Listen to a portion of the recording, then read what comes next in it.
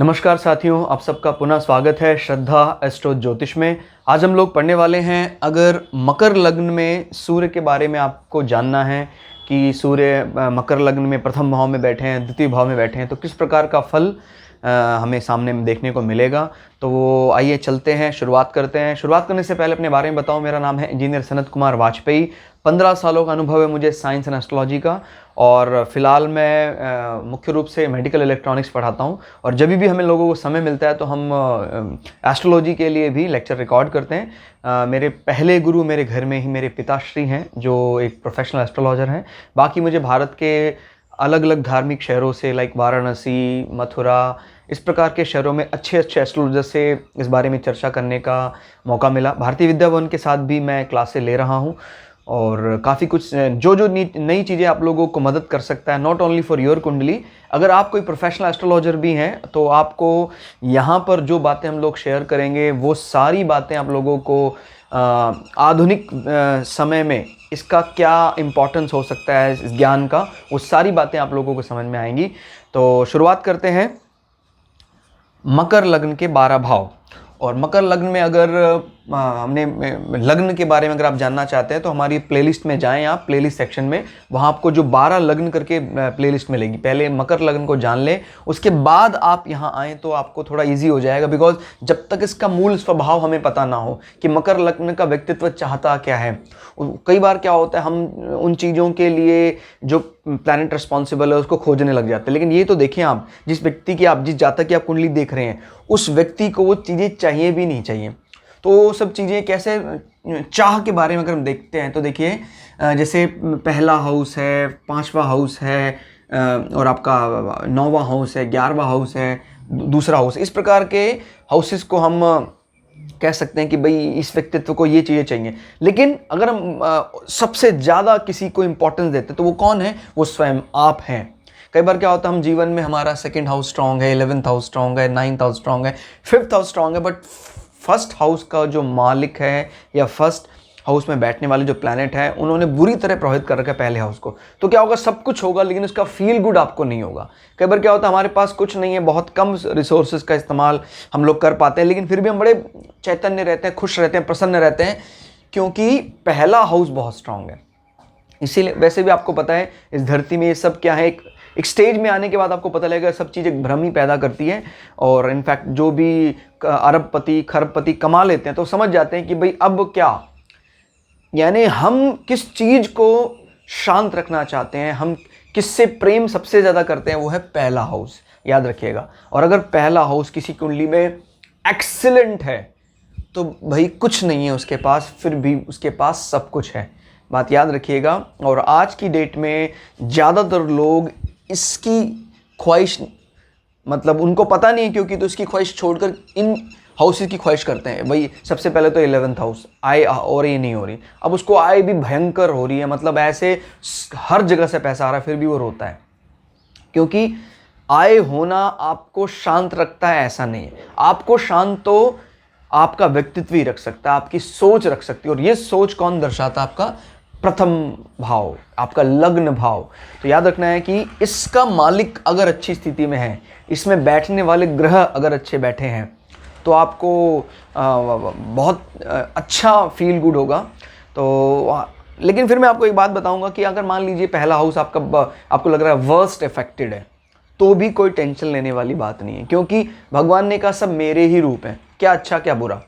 तो कई लोगों को ईश्वर मिलता है सात्विक को भजने से, कई लोगों को राजसी को भजने से मिल जाते हैं, कई लोगों को तामसिक को भजने से भी ईश्वर ही मिलते हैं। समझिए जरा बात को, कि शबरी ने ईश्वर को भजकर पा लिया, रावण ने उनसे विरोध करके उनको पा लिया। तो इस प्रकार के भी आप समझ सकते हैं कि भाई बेचारे को नींद नहीं आ रही है, कंस को नींद नहीं आ रही है, हर जगह उसको भगवान का भय दिख रहा है। तो इस प्रकार की पर्सनैलिटी डिसऑर्डर 1st हाउस से हम जज कर पाते हैं। क्लियर? तो अब यहाँ पर क्या है, एक विरोधाभास साफ साफ झलक रहा है। अगर आप कोई भी कुंडली में देखते हैं, चाहे शनि यहाँ भी बैठ जाए और चाहे उच्च के हो, कहीं भी हो, लेकिन एक विरोधाभास झलक रहा होगा आपको। क्या? कि सूर्य पहले भाव के कारक तो हैं, ये हमने मान लिया, लेकिन जिस घर में वो बैठे हैं वो इनके शत्रु हैं।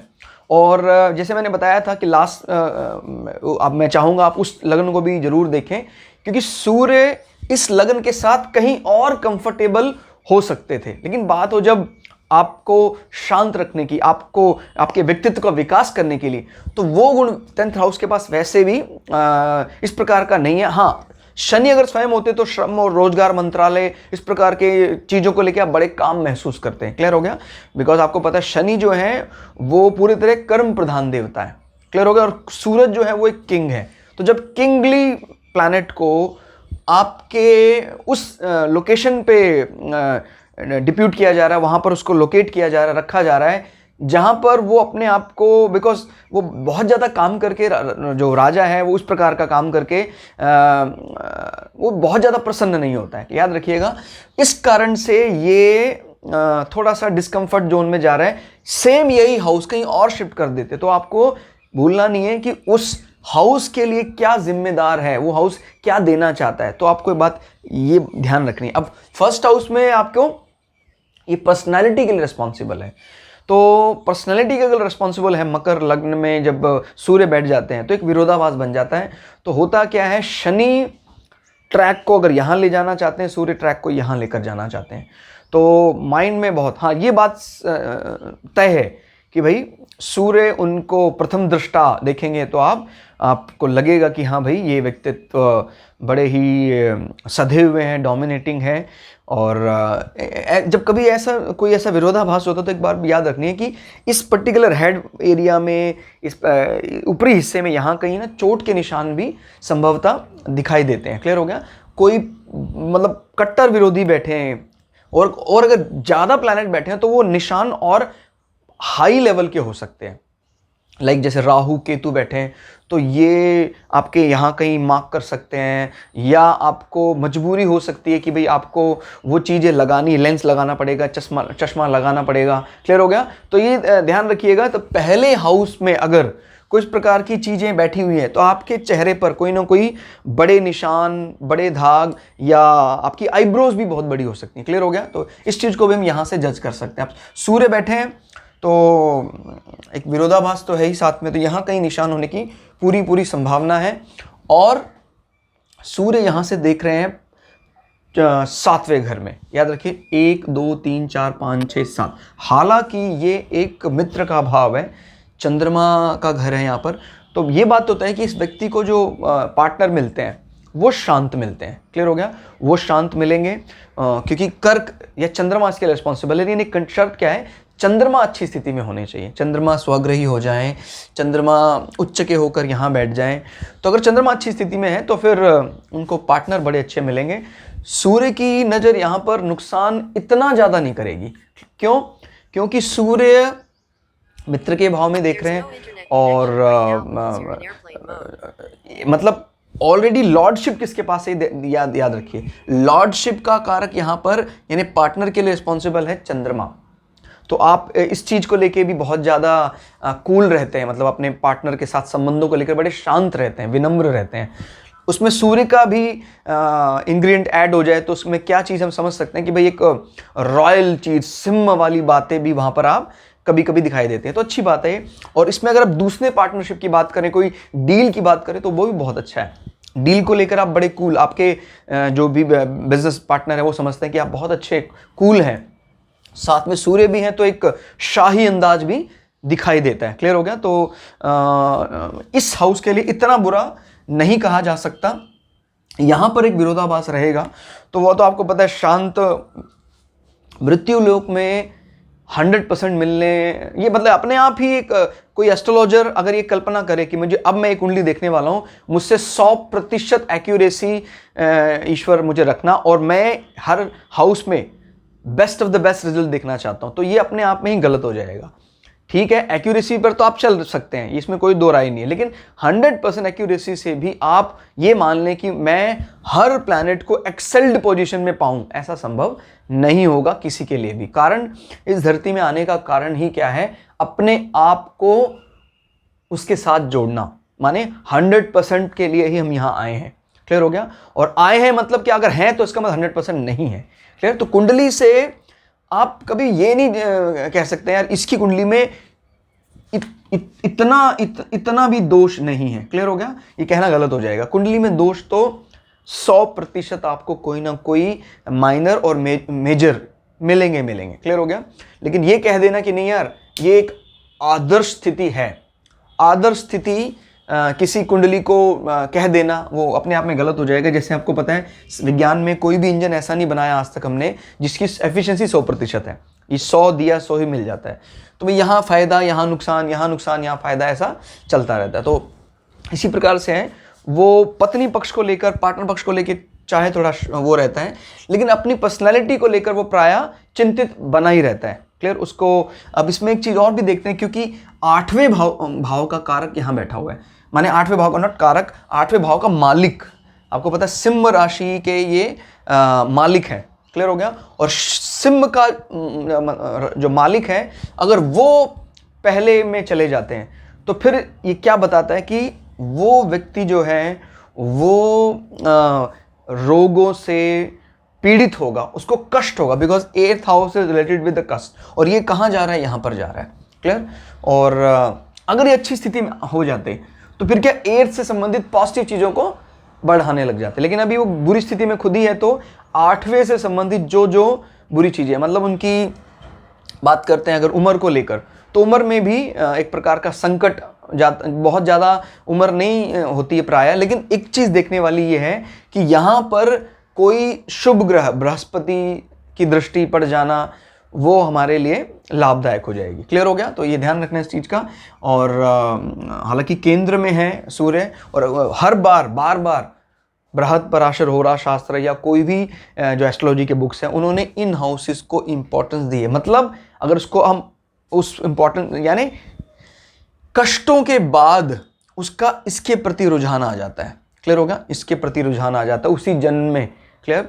सब इतने लकी नहीं होते। कष्ट होने के बाद कई लोग और एग्रेसिव हो जाते हैं और भड़कीले हो जाते हैं, अंततः गत्वा उनका जीवन ऐसे ही चला जाता है। लेकिन एक चीज सीख कर जाना। क्लियर हो गया? वो यहाँ क्या बता रहा है, because 8th is also related with the your मतलब जो मृत्यु को जानने की चाह है, जो मोक्षा को जानने की चाह है, जो अकल्ट नॉलेज को जानने की चाह है, वो भी 8th हाउस दर्शाता है। और वो आपके ही यहाँ बैठा है। सूर्य आत्मकारक भी है और पहले हाउस में बैठा है, तो वो भी एक पॉजिटिव एंगल आप देख सकते हैं। लेकिन सांसारिक दृष्टि से इसको शायद आप कोई ज़्यादा नंबर ना दें, क्योंकि सांसारिक दृष्टि से मटेरियलिस्टिक चीज़ें की हम चाह करते हैं, तो वहाँ पर शायद आपको इसकी चाह काफ़ी देर में समझ में आए। क्लियर? बट ये बात तय है कि इसके बारे में आप कहीं कुछ ना कुछ सही प्रयोग करेंगे और वो सक्सेसफुल हो जाएंगे। क्लियर हो गया? तो आई थिंक काफ़ी हद तक क्लियर हो गया होगा इस चीज़ को, कहाँ बैठे हैं, दृष्टि कहाँ डाल रहे हैं और किस घर के मालिक हैं। इसमें हम एक चीज़ आपको और बताने वाले हैं कि जब आप कोई भी कुंडली को देखें तो ये भी आप देखने का प्रयास करें धीरे धीरे। हालांकि हम शुरुआत में ये ऐड ऑन नहीं करना चाह रहे थे, बिकॉज फिर काफ़ी टिपिकल हो जाता है। लेकिन धीरे धीरे हम चीज़ों को और ज़्यादा प्रयास से आगे बढ़ाएंगे तो हम ये देखेंगे कि जैसे मान लीजिए ये क्या है हमारा स्टेटस। क्लियर? अब कहते हैं मान लीजिए अपने स्टेटस से ये घर कौन सा, 1 2 3 4, तो आपके जॉब करियर का सुख कौन देखता है? पहला। तो अब यहां से हम गिनेंगे जब स्टेटस जॉब से 1 2 3 4, तो ये अपने से चौथा यानी सुख। तो जॉब का सुख मिलेगा कि नहीं मिलेगा, वो यहां से, भाई जॉब है वो तो ठीक है, यहां से हमने देख लिया। मान लीजिए शुक्र यहां बैठे हैं, स्वग्रहियों के बैठे हैं, तो ठीक है, करियर में जॉब में सेटिस्फैक्शन, नॉट सेटिस्फैक्शन, जॉब रहेगी। अब उसको उसका सुख मिलेगा, वो यहां से देखते हैं 1 2 3 4। अब क्योंकि वो ट्रबल एरिया में बैठा हो ये प्लैनेट। अब एक बात और, अगर शनि स्वग्रही हैं या उच्च के हैं तो उसको बीच बीच में ऐसा लगता होगा कभी कभी, जो शनि संबंधी फेज जब आता होगा कि हाँ यार मैं तो बहुत सुखी हूँ।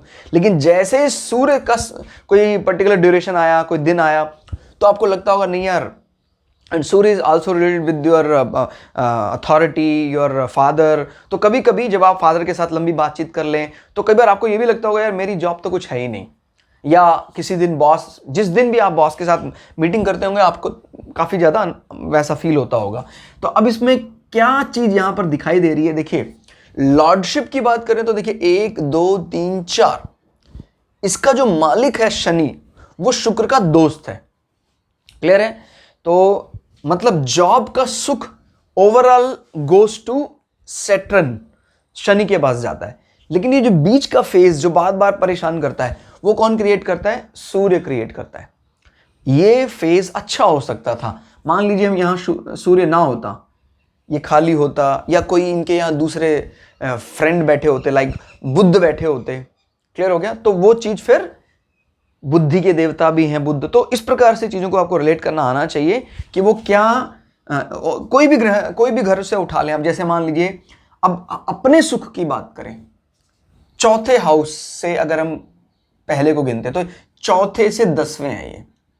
क्लियर हो गया? चौथे से 10वां का मतलब आपके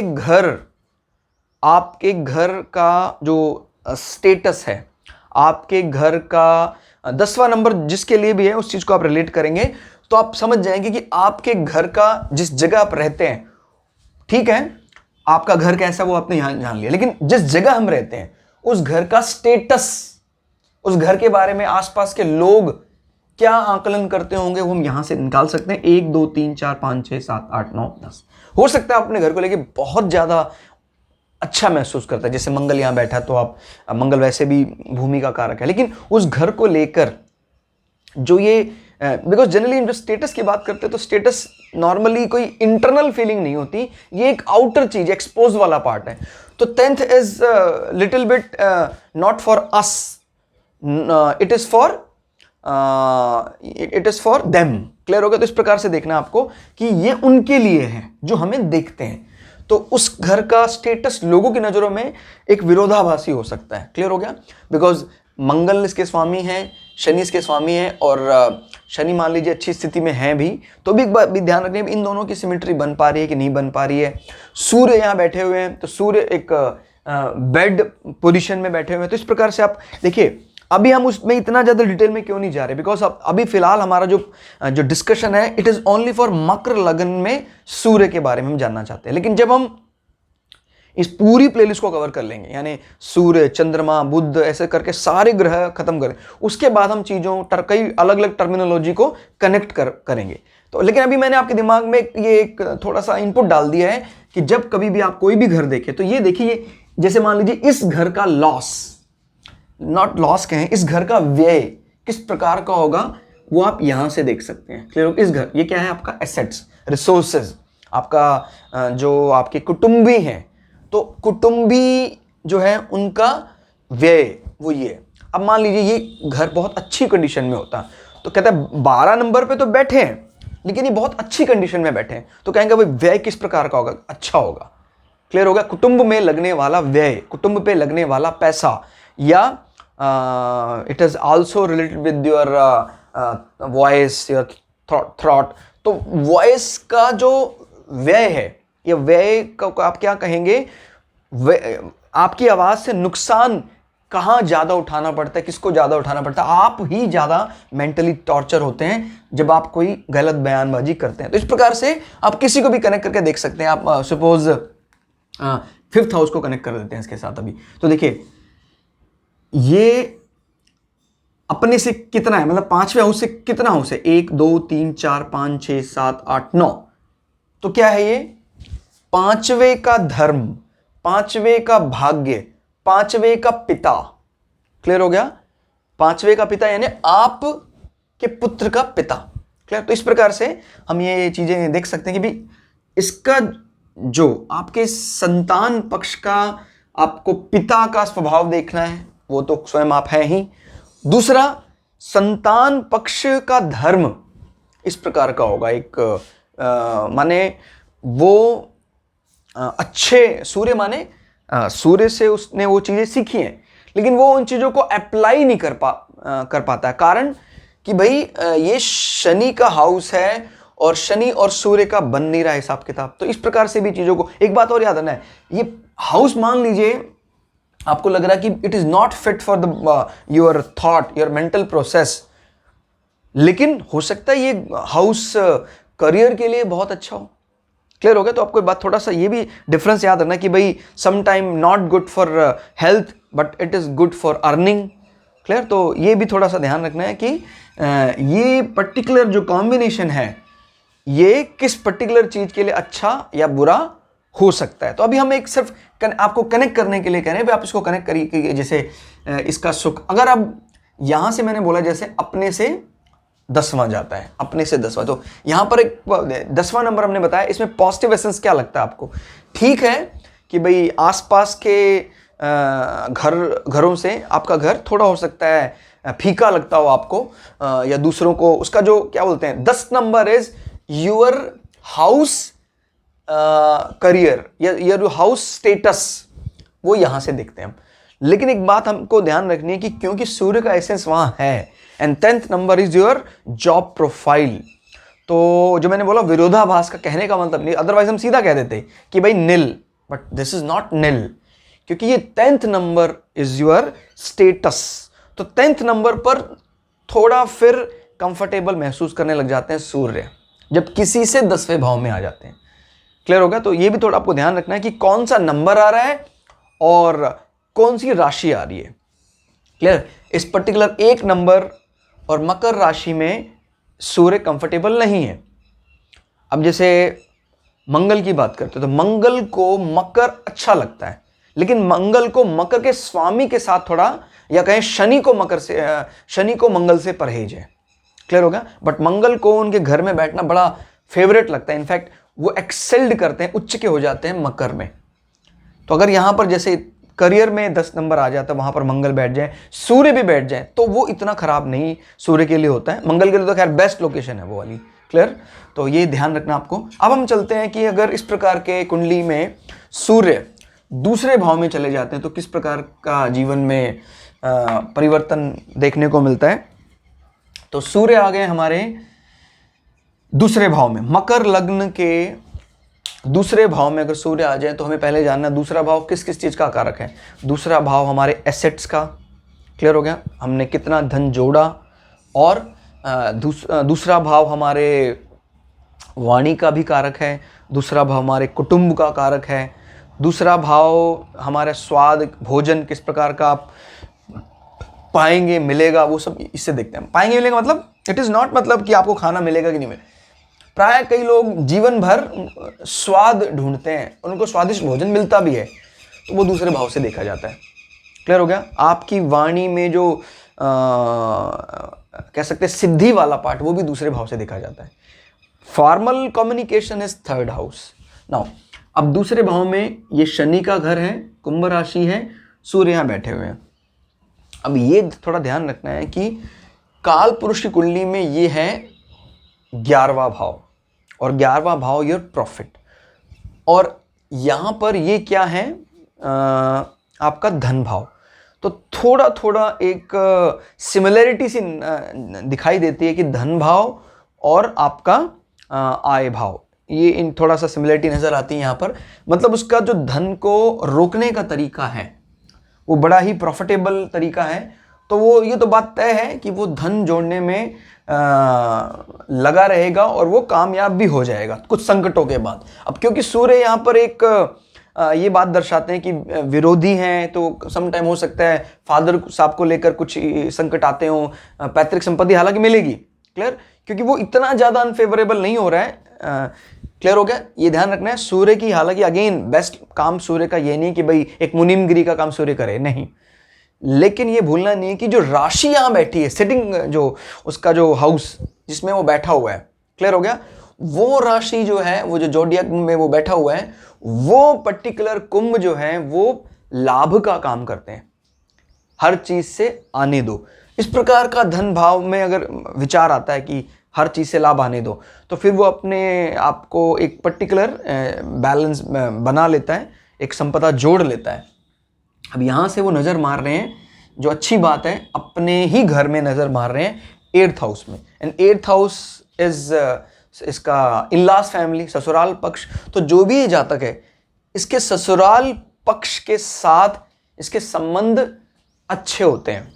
इनफैक्ट अपने खुद के कुटुंब से ज्यादा कई बार इसके संबंध उनके साथ बने रहते हैं, क्योंकि ये यहां बैठकर नजर मार रहे हैं और वो नजर अपने घर में मार रहा है, मतलब ये ट्रीट करता है ये मेरा घर है। क्लियर?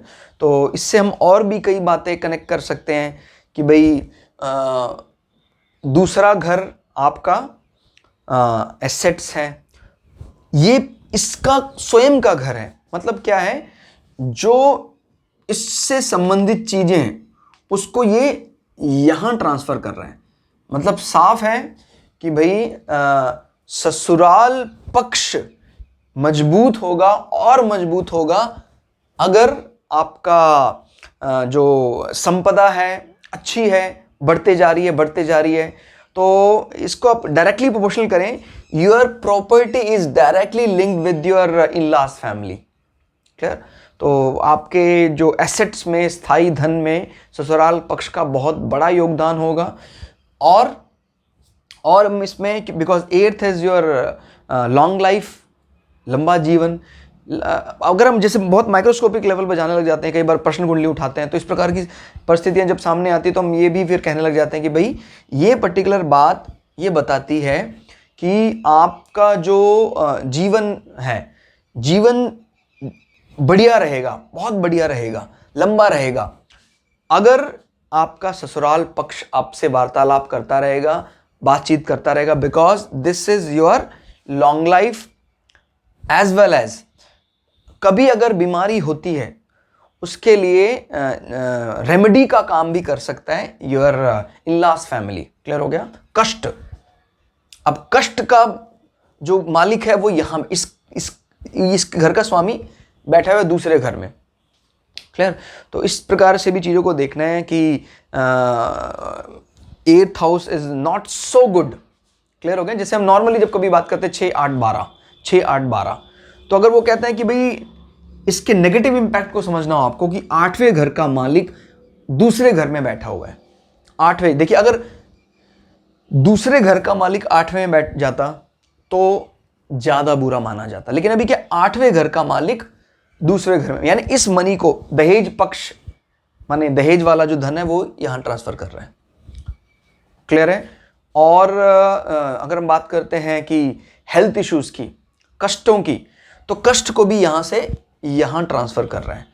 तो कई बार धन जो आ रहा है, या जो मैंने बोला ये जो टर्म इस्तेमाल किया दहेज वाला पार्ट, इसको लेकर कहीं सम टाइम ऐसा लगता है कि एक विरोधाभास सा बन गया। बिकॉज ये जो हाउस है ये किसका हाउस है? शनि का घर है और सूर्य वहां पर बैठे हुए हैं। क्लियर? ये इसका खुद का घर है। तो कई बार ऐसा महसूस होता है जहां से वो आ रहा है धन, वो जहां से वो आ रहा है धन तो उसका है, मेरा धन नहीं है ये। तो कई बार ये वाला फीलिंग उस जातक में आ जाती है कि यार ये जो मैंने प्रॉपर्टी बनाई है इसके लिए मेरा पार्टनर ज़्यादा जिम्मेदार है, मैं जिम्मेदार नहीं हूँ। इस प्रकार की भावनाएं भी उसके मन में आने लग जाती हैं। क्लियर? तो but as compare to other location, जैसे अभी यहाँ देखा था ये ज़्यादा खराब आ रहा था, दूसरा इतना खराब नहीं आ रहा है, क्योंकि अपने घर को कभी भी कोई प्लैनेट नुकसान नहीं पहुंचाना चाहेगा, चाहे वो 8वें घर में भी क्यों ना हो। क्लियर हो गया? और इस रूल को आप कहीं और अप्लाई भी करके देख सकते हैं। जैसे मान लीजिए हम बात कर लेते हैं 10वें घर स्टेटस से गिने, अगर यहां से 1 2 3 4 5, तो 10वें घर, 5वां क्या होता है? सडन गेन, सट्टे से करियर में लाभ, अचानक लाभ करियर को है, इस प्रकार की चीजें यहां से देखते हैं। क्लियर हो गया? अब 1 2 3 4 5, 5वें में है सूर्य, मैंने बोला कुंभ राशि में, इतना खराब भी नहीं होता है। तो कह रहा है कि इसका सडन गेन या इससे संबंधित कोई आपने पेपर दिया, आपने पढ़ाई करी, उसका फायदा हम इससे देखते हैं। याद रखना, क्योंकि इससे वो 5 है, करियर से 5th, या और कुछ ऐसा देखें यहां से गिने घर से, तो ये हो रहा है घर से 1 2 3 4 5 6 7 9 10 11, घर से संबंधित लाभ, घर से संबंधित लाभ होगा कि नहीं होगा वो हम देखते हैं 2nd हाउस से। तो घर से लाभ दिखाई देता है क्योंकि सूर्य जहां बैठे हैं अपने से 7वें वो खुद के घर में भी नजर मार रहे हैं। क्लियर हो गया? तो ये बात भी थोड़ा फेवरेबल जा रही है। तो घर से लाभ यहां देखते हैं। और लेकिन एक बात का विशेष ध्यान रखना, अभी हम सिर्फ अकेले सूर्य की बात की है। मान लीजिए सूर्य के साथ इसको दबाने वाले और ग्रह बैठे हुए हैं, राहु बैठे हुए हैं, इनके और घुर विरोधी कोई बैठे हुए हैं, शुक्र बैठे हुए हैं, तो फिर चीजें बड़ी कलेशपूर्ण होना शुरू हो जाएंगी। क्लियर हो गया। और वैसे भी सूर्य और शुक्र का कॉम्बिनेशन कई बार पत्नी को बड़ा ज़्यादा नुकसान, या सेम जो हमारा पार्टनर है पति को बहुत ज़्यादा नुकसान, हमसे संबंध विच्छेद करा देता है अगर वो काफ़ी ज़्यादा खराब स्थिति में पहुंच जाए तो। क्लियर। तो इस प्रकार से भी चीज़ों को आपको रिलेट करना आना चाहिए। नाउ अब हम बात कर लेते हैं, सूर्य हमारे मकर लग्न की कुंडली है और तीसरे घर में अगर आ जाए, मकर लग्न की कुंडली में सूर्य अगर तीसरे भाव में आ जाए तो ये किस प्रकार का फायदा या नुकसान यहाँ देते हैं, विचार कर लेते हैं। तो सूर्य 1 2 3 अपने से तीसरे बैठे हैं। तीसरा भाव किसका भाव है? तीसरा भाव हमारा पराक्रम का भाव है। किस प्रकार का कोई काम, मतलब ठीक है, एक पराक्रम फिजिकली भी हम समझते हैं, लेकिन एक होता है कि भाई जैसे स्पोर्ट्समैन वगैरह, स्पोर्ट्समैन स्पिरिट के लिए हम प्राय देखते हैं भाई, जैसे मंगल से संबंधित चीज़ें अगर यहाँ हो और इसमें सन भी अगर बैठे हो, एक्सेल्ड करके बैठ जाएं, तो ऐसे व्यक्ति का 6th हाउस भी स्ट्रांग होना चाहिए। यानी कंपटीशन में कोई जीत, कोई ओलंपिक में मेडल, इस प्रकार की चीज़ें, तो तीसरा, छठा, 11वां भी अच्छा हो तो ये सब चीज़ें फेवर, स्पोर्ट्स के लिए जाना है तो ये सब चीज़ें हम देखते हैं। फिर नाउ 3rd हाउस जो है वो क्या है? किसी भी काम को करने की शुरुआत। तो शुरुआत जो है, अब ये जो प्लैनेट है मीन राशि आ रही है, मीन का स्वामी क्या है? बृहस्पति। तो बृहस्पति अपने शुरुआत में एग्रेशन कभी नहीं लाते हैं। वैसे भी पूरी तरह सात्विक राशि है मीन। अब मीन में सूर्य का आ जाना, और सूर्य क्या है? एक अग्नि तत्व प्रधान, मीन क्या है? एक जल तत्व प्रधान। तो मतलब क्या है, आप ओवरऑल जो आपका पराक्रम है वो जल तत्व, यानी ठंडे हैं आप, इतने चीज़ों को लेके बहुत ज़्यादा एग्रेसिव नहीं है, लेकिन उसमें एग्रेशन का मसाला ऐड होना, मतलब सम टाइम आप उसमें एग्रेशन दिखाएंगे, और वो एग्रेशन अगर हम यहाँ से करें, जैसे 7 8, क्लियर, अपने से 8, 8वें घर का मालिक 7, अपने से 8 आ रहा है। तो अभी दोनों बातें याद रखनी है कि भाई ठीक है, वो बैठा तो मित्र के घर में है, लेकिन 8 नंबर अपनी एक नेगेटिविटी तो रखता ही है, साधारणता, जिसको हम लौकिक संसार में कहते हैं भाई ये मृत्यु है या ये कष्ट है, वो एक नेगेटिविटी तो रखता ही है। तो यहाँ से 7 8, तो 8 से संबंधित चीज़ों को आपको एक्टिव करना है कि अपने घर के मालिक, इसके घर के मालिक कहाँ बैठे हैं? अपने से 8 और पराक्रम भाव में बैठे हुए हैं। क्लियर। तो जब भी वो पराक्रम दिखाता है, उसको कष्ट, किस प्रकार का पराक्रम दिखाता है? सूर्य के जैसा। आपको पराक्रम को बनाए रखना है, बिकॉज वैसे भी आपका मूल स्वभाव यहां आ रहा है पराक्रम में जल तत्व, और जब जल तत्व में अग्नि को ऐड कर रहे हैं तो सम टाइम देखने में आता है उसको फायदा हो रहा है, बट यहां पर वो नुकसान वाली बातें दिखाई देती हैं। क्लियर। तो आपको ध्यान रखना है कि अपने से गिनना है, अपने घर से कौन कितने घर में बैठा है? अपने घर से वो बैठा है 8वें, और है भी वो 8वें घर का मालिक। तो 8 घर की चीजें क्या बताती? कष्ट। कहां जा रहा है? कष्ट जा रहा है तीसरे घर से संबंधित, और तीसरा घर हमारे सिबलिंग्स का भी होता है, भाई बहनों का भी होता है। तो हम ये भी कह सकते हैं कि हमारे वाणी में जब कभी भी वो अग्नि तत्व आएगा तो भाई बहनों को हमसे कष्ट होगा। क्लियर हो गया। ये भी कह सकते हैं कि हमारे संबंध भाई बहनों के साथ उस वाणी के कारण कष्टपूर्ण बने रहते हैं। Clear. But overall result goes to this lord. Lord कौन है यहां पर? जुपिटर, बृहस्पति इस घर का मालिक है। तो बृहस्पति अगर अच्छी स्थिति में है, जैसे केंद्र में होकर यहां चला जाता, तो इसमें क्या एक बहुत बड़ी बृहस्पति अच्छा है तो घर को बचा रहा, और बचाने के लिए रिस्पॉन्सिबल कौन है? योर पार्टनर, योर यानी आपके पति या पत्नी इस चीज को बचाने के लिए बहुत बड़ा काम कर रही है। This is directly proportional to your, ये भी कह सकते हैं आपके पराक्रम में वृद्धि का कारण आपकी पत्नी या आपके पति हैं।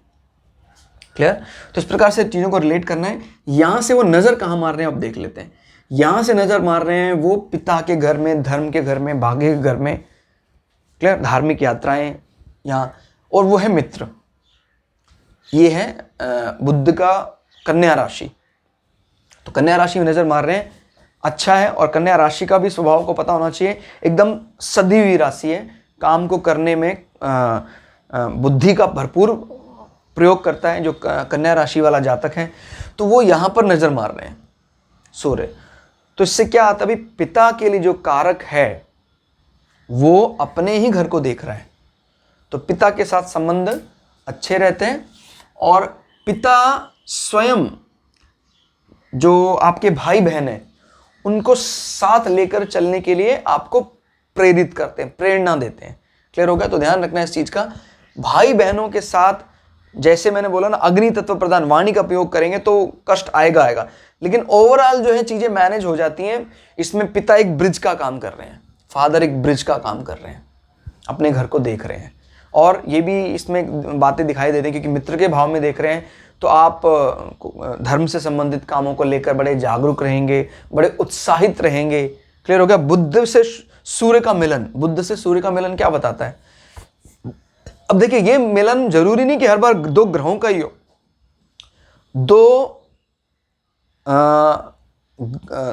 मतलब एक राशि और एक ग्रह का मिलन भी हो सकता है, या खाली दूर से दृष्टि भी मार सकता है। जैसे कह देते हैं हम, ये वो मान लीजिए यहां बैठे हुए हैं सूर्य, तो उसको भी हम कह सकते हैं एक प्रकार का, दो राशियों में एक प्रकार की म्यूचुअल एक अंडरस्टैंडिंग अब बढ़ गई और ज्यादा। ये दोनों एक दूसरे का एक विचार करेंगे। अब सूर्य को विचार करना ही होगा बुध के बारे में, और बुध जो है वो उनके मित्र हैं, तो ऐसे यहां पर वो नजर भी मार रहे हैं, तो बुध के बारे में वो ध्यान आएगा, और ये तो मित्र का घर है। ठीक है, तो इसका मतलब क्या है, इसके बारे में विचार। और अगर बुध भी कहीं सूर्य के बारे में विचार करना शुरू कर दें या उनको देखने लग जाएं, जैसे बुध मान लीजिए यहां हो जाए, तो फिर ये बहुत अच्छा हो जाता है। देखिए, बुध आदित्य योग तो नहीं बनाइए, लेकिन नजर मारने भर से भी वो बुध आदित्य योग के नजदीक जाना शुरू कर देगा। क्लियर हो गया? तो आपको बात ध्यान रखनी है कि ये भी एक बहुत, जैसे नीच भंग राजयोग में हमने पहले भी चर्चा की थी कि नीच भंग राजयोग में कोई भी प्लैनेट जहां बैठता है, जैसे मान लीजिए बृहस्पति यहां पर क्या है, उच्च के होते हैं, इसके जस्ट सामने वाले में बृहस्पति नीच के हो जाते हैं, लेकिन उनकी नजर यहां पर उच्च की रहती है। उनकी जो डिजायर, इच्छा, फेवरेट प्लेस वो ये है, वो देखते रहते हैं उसको, बड़े खुश नुमा मिजाज। मैं कहता बेशक से मैं अच्छी जगह नहीं बैठा हूं, लेकिन वो मेरे मित्र का घर है। और इसी स्थिति में अगर कहीं नीच भंग राजयोग हो जाए तो ये घर भी खुश, और ये घर तो पहले ही वो नजर मार रहा था खुशनी के लिए। तो याद रखना, आपको ये नजर वाले पार्ट को भी आपको काउंटिंग में लेना होगा कि जब कोई प्लैनेट नजर मार रहा है तो उसका क्या अर्थ होगा। तो वो एक प्रकार की म्यूचुअल अंडरस्टैंडिंग बढ़ने लग जाती है। जरूरी नहीं कि वो यहां बैठे हो तभी इस नजर को अकाउंटेबिलिटी में लेना, आपको वो नहीं भी बैठा है तभी भी उसको आपको कंसिडर करना है। क्लियर? तो अब हमने तीसरे भाव में सूर्य के फल को जाना। अब हम जानते हैं कि अगर हमारा मकर लगन है और सूर्य हमारे चौथे भाव में आ जाते हैं तो किस प्रकार का फल वो हमें देंगे। तो चलिए जानते हैं इसमें। मकर लग्न में सूर्य आ गए अब चौथे भाव में, तो चौथा भाव किस किस के लिए यहां से गिनेंगे अगर एंटी क्लॉकवाइज, 1 2 3 4। चौथा भाव किस किस का कारक है? सुखों का कारक है। चौथा भाव माता का कारक है, मकान, वाहन, इन सब चीजों को चौथे भाव से देखा जाता है। देखिए, हम आगे चलकर इनको और ज्यादा माइक्रोस्कोपिक लेवल तक लेकर जाने वाले हैं कि भाई अगर हम सर्जिकली इस हाउस को ओपन करें तो हम अपनी विद्या के बारे में या हमारे इंटरेस्ट के बारे में और चीजें जानना चाहते हैं, तो फिर हम फोर्थ हाउस का पोस्टमार्टम करेंगे, तो हमें D24 चार्ट, इस प्रकार के अलग अलग चार्ट की आवश्यकता होगी। तो कई बार जैसे क्या होता है, प्रथम दृष्टा कोई लगन कुंडली को देखते हैं तो लगन कुंडली में कई बार वो अंदाजा, हालांकि लगन तो बॉस है, इसमें कोई दो राय नहीं है, लेकिन आपको पता है कई काम खाली बॉस के बस के नहीं होते हैं।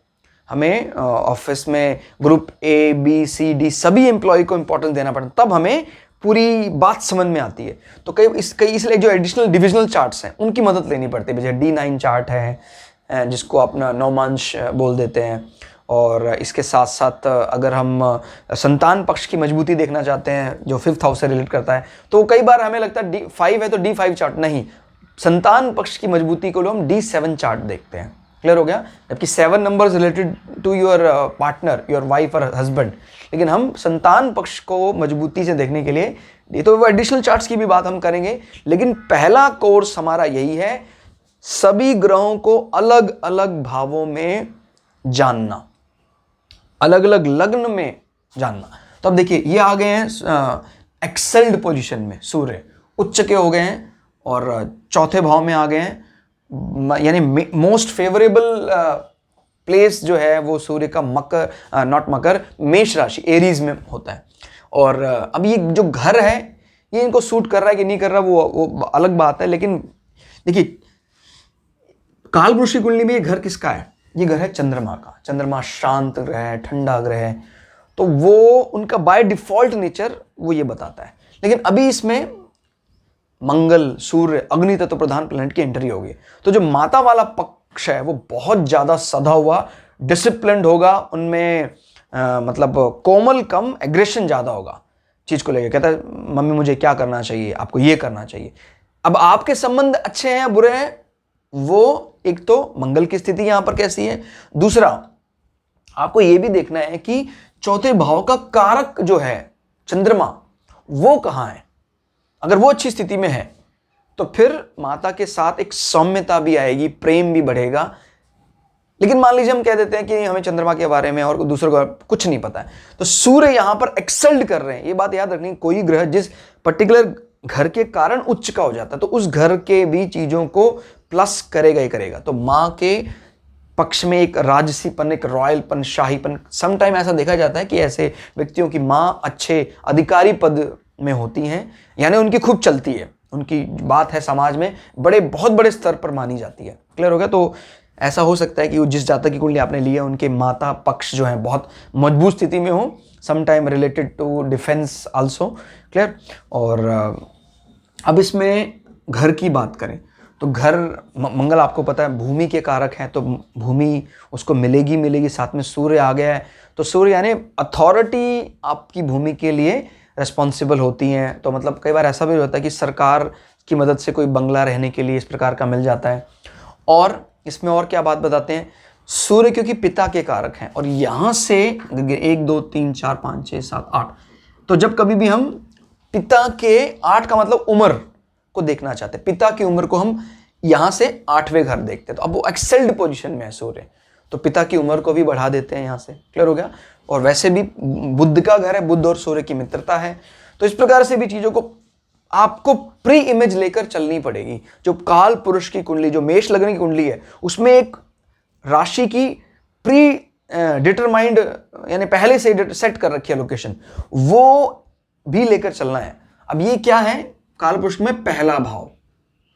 क्लियर हो गया? पहला आपकी पर्सनालिटी, रॉब जो कैसा है, तो उसको भी हम यहां पर उस प्री इमेज को भी यहां शिफ्ट कर रहे हैं अभी। तो जैसे मैंने बोला कि मां के कारण जब भी मां से आप मिलेंगे तो आपकी पर्सनालिटी भी और ज्यादा, जब भी मां के साथ आप रहते हैं तो आपको भी आपको बड़ा ज्यादा फील गुड होता है।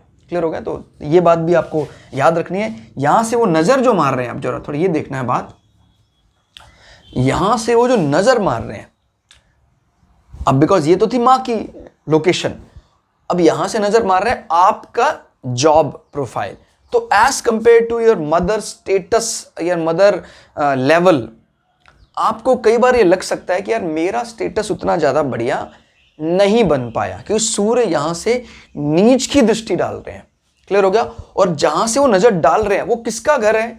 4th, योर सुख, योर मतलब आपका जो मकान है, आपका जो भवन है, उसके मुकाबले जो आपको ऑफिस मिला है वो इतने हाई लेवल का आपको कई दफा नहीं जान पड़ता है, या आपको भी कंपेयर करते हैं अपनी मां के साथ अपने जॉब को, तो आपको ये पॉइंट वीक जान पड़ता है एज कंपेयर टू दिस। अब इसमें एक बात याद रखनी है, जान पड़ता है वो तो ठीक है, लेकिन अगर शुक्र मान लीजिए स्वग्रही हो जाते हैं यहां पर, या शुक्र एक्सेल्ड पोजीशन में आकर यहां बैठ जाते हैं, तो फिर ये एक बात क्या दर्शाती है कि शुक्र इस घर को इंप्रूव करेंगे with the support of your siblings, भाई बहनों के साथ।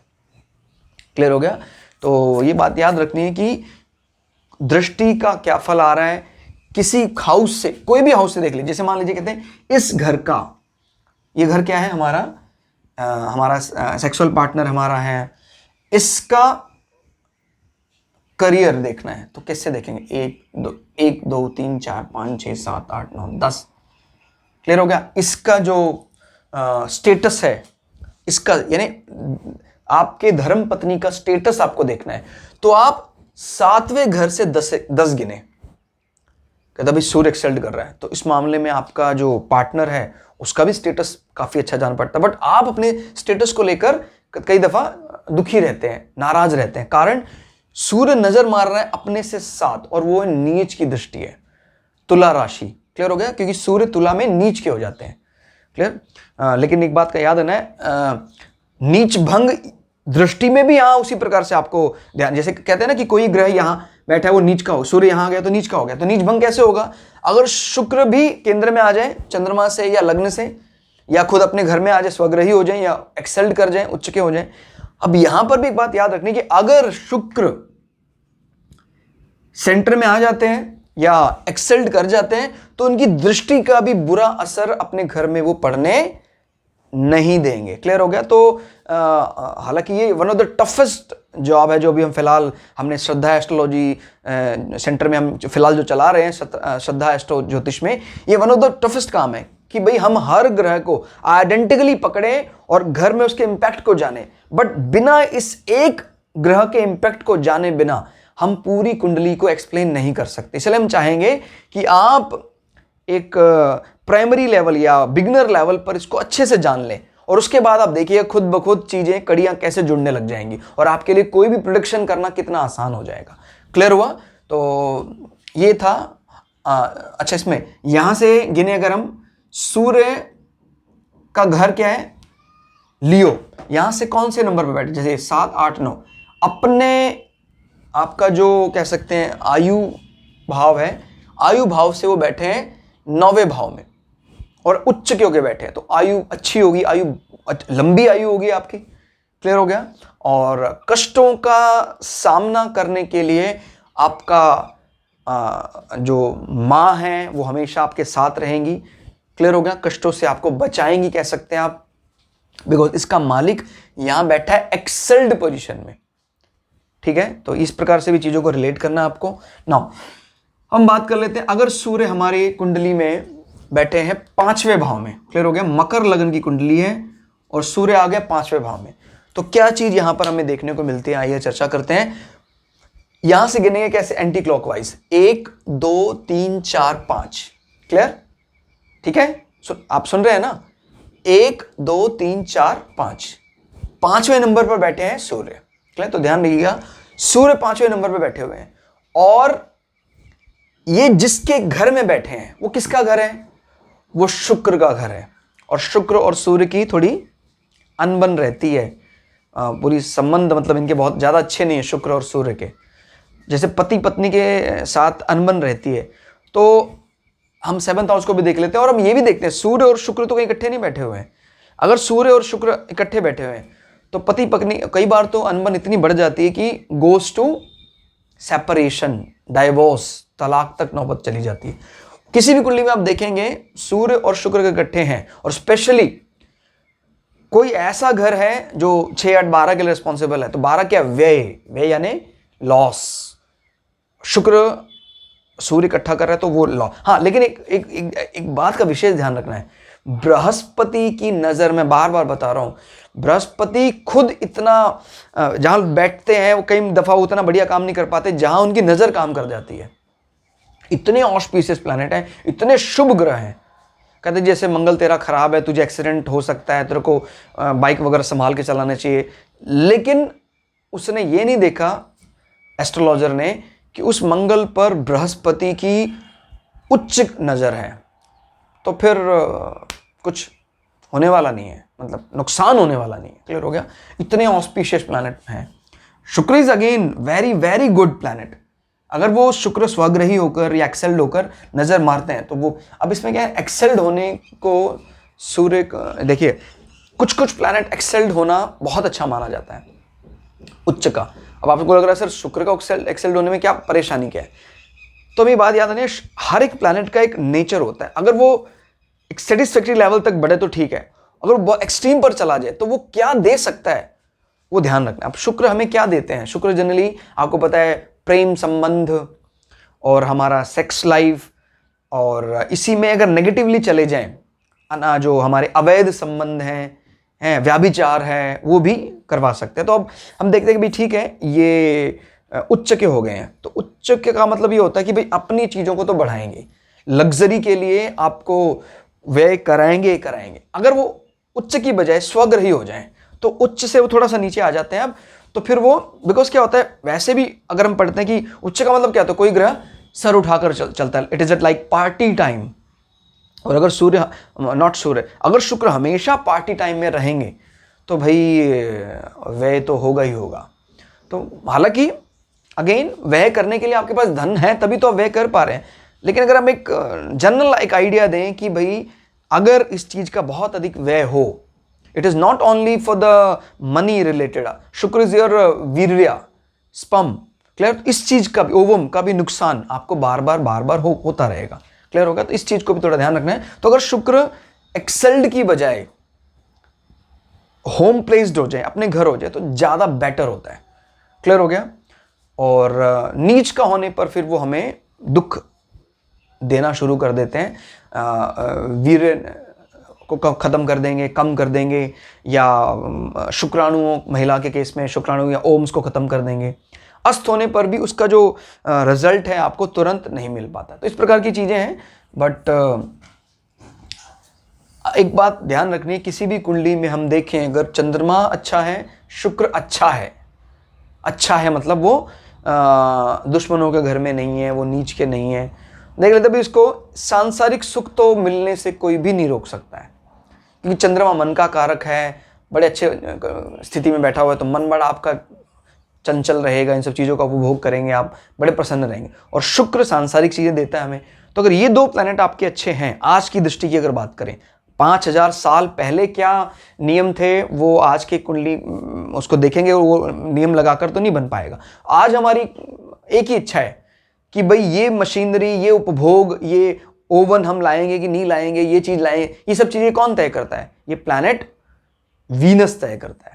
वीनस जितनी भी कलेक्शन आप करते हैं ना चीजों को लेकर, राजसी, थाट बाट, नॉट एग्जैक्टली थाट बाट, इसमें आपको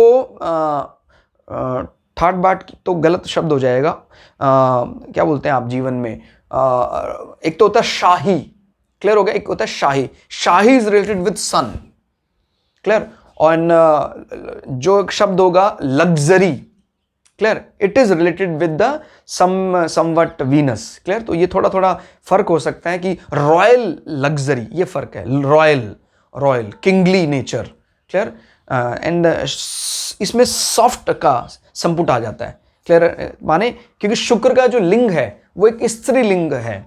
तो जो प्लैनेट के जो इस प्रकार के लिंग बताए जाते हैं वो भी आपको एग्जैक्ट समझने पड़ेंगे, तभी आप इस सुख को समझ पाएंगे, क्लियर हो गया। और पता नहीं, हालांकि लगता तो यार रॉयल शब्द और लग्जरी शब्द काफी मिलता जुलता है, बट इन लोगों को नेचर पसंद नहीं है, बस सूर्य को शुक्र का नेचर पसंद नहीं है, इसलिए इनकी तनातनी चलती रहती है, clear.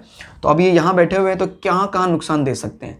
5th house is related with your, यानी आपकी एजुकेशन जब चलेगी, सर्टिफिकेशन कोर्स, इनमें सब कुछ स्मूथ नहीं चलेगा, काफ़ी ज़्यादा उतार चढ़ाव चलते रहेंगे, आपको काफ़ी ज़्यादा कठिनाइयाँ सामने कर। अगर शुक्र यहाँ पर बैडली प्लेस्ड है तो हो सकता है आपने जो तय किया पढ़ाई वो आपको ना मिल पाए, क्लियर। अगर शुक्र वेल प्लेस्ड है तो कठिनाइयों के बाद आपको सक्सेस जरूर मिलेगी। सेम यहाँ पर ये आपका पुत्र भाव भी है, तो अगर सूर्य यहाँ बैठे हुए हैं और शुक्र की स्थिति भी खराब है तो संतान कई दफा नहीं भी होती है, क्लियर हो गया।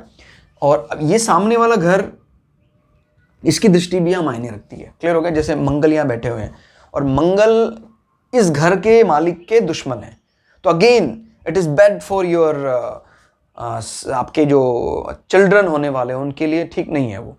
तो इस घर के मालिक की स्थिति का अच्छा होना, स्वग्रही होना, मित्र का के घर होना बहुत जरूरी। एक बात और याद रखना है, जब आप किसी भी संतान के लेकर भविष्यवाणी करेंगे तो भाई ऐसा तो संभव नहीं कि भाई आप किसी एक व्यक्ति के संतान की बात करें। संतान का मतलब क्या होता है? स्पर्म एंड ओवम, एक म्यूचुअल एफर्ट है ये, पति पत्नी दोनों का। तो जब आप किसी को कहेंगे भी आपके संतान में दिक्कत है तो उसके पति की कुंडली भी आप देखें या उसकी पत्नी की भी कुंडली देखें। कई बार क्या होता है भाई मेरे पक्ष में कोई कमजोर चीज है, फेवरेबल नहीं है, मेरा पार्टनर उसको लेके काफी ज्यादा फेवरेबल है, तो सम टाइम ऐसा हमने कई दफा देखा है कि भाई उसके खुद की कुंडली देखे हमने अंदाजा लगाया यार ट्रबल है, मैंने ये बोला ट्रबल है, नील नहीं कहा, हालांकि कई बार नील भी हो जाता। नील कैसे? जैसे मान लीजिए सारे एस्पेक्ट मिला लिया आपने, हर जगह से खराब आ रहा है, इस घर का मालिक वर्स्ट प्लेस्ड है, इस घर के मालिक के साथ दुश्मन बैठे हुए हैं, दुश्मनों की नज़र पड़ रही है, सब एनिमी इकट्ठे हो रहे हैं, और डिग्री भी बहुत कम है, नील 0 डिग्री है, तो क्या होगा? इस घर को वो तहस नहस करने का प्रयास करेंगे। अब आपने करीब करीब ये कहा भाई असंभव सा लगता है, संतान होना बड़ा कठिन है। अब आपने उसकी पार्टनर की कुंडली देखी, पार्टनर की कुंडली में यही एक्सेल्ड कर रहा था, हर तरह से आपने देखा, यहां भी देखा, यहां कहते यार ये तो हर जगह से उच्च का हो रहा है। तो संतान का सुख कुछ समय के बाद, कुछ कष्टों के बाद मिलेगा। लेकिन एक बात जरा अच्छे से ध्यान रखिएगा, अगर किसी कुंडली में ये लिखा हुआ है कि भाई तुझे संतान नहीं है, पत्नी कुंडली में लेकिन है, संतान है और बहुत अच्छी, तो उसका सीधा अर्थ आप लगा सकते हैं क्या होगा। आइदर ये सन जो हुआ है ये एक एडॉप्टेड सन हो सकता है, या उस सन का वाकई सुख आपको नहीं मिल पाएगा। जिस जातक की कुंडली में 5th house is in worst position, उसका सुख, संतान हो भी गई, उसको कभी उसका सुख मिलेगा ही नहीं, कहेगा भाई मुझे तुझसे कोई लेना देना नहीं है। तो इस बात को ध्यान रखना। लेकिन आपने जो भविष्यवाणी कर दी थी कि संतान नहीं होगी, वो गलत हो गई। क्लियर हो गया? तो देखिए याद रखिए, ये 2 चीजें हैं उनको आपको समझना होगा, संतान नहीं होगी या संतान का सुख नहीं होगा, बोथ आर डिफरेंट। क्लियर हो गया?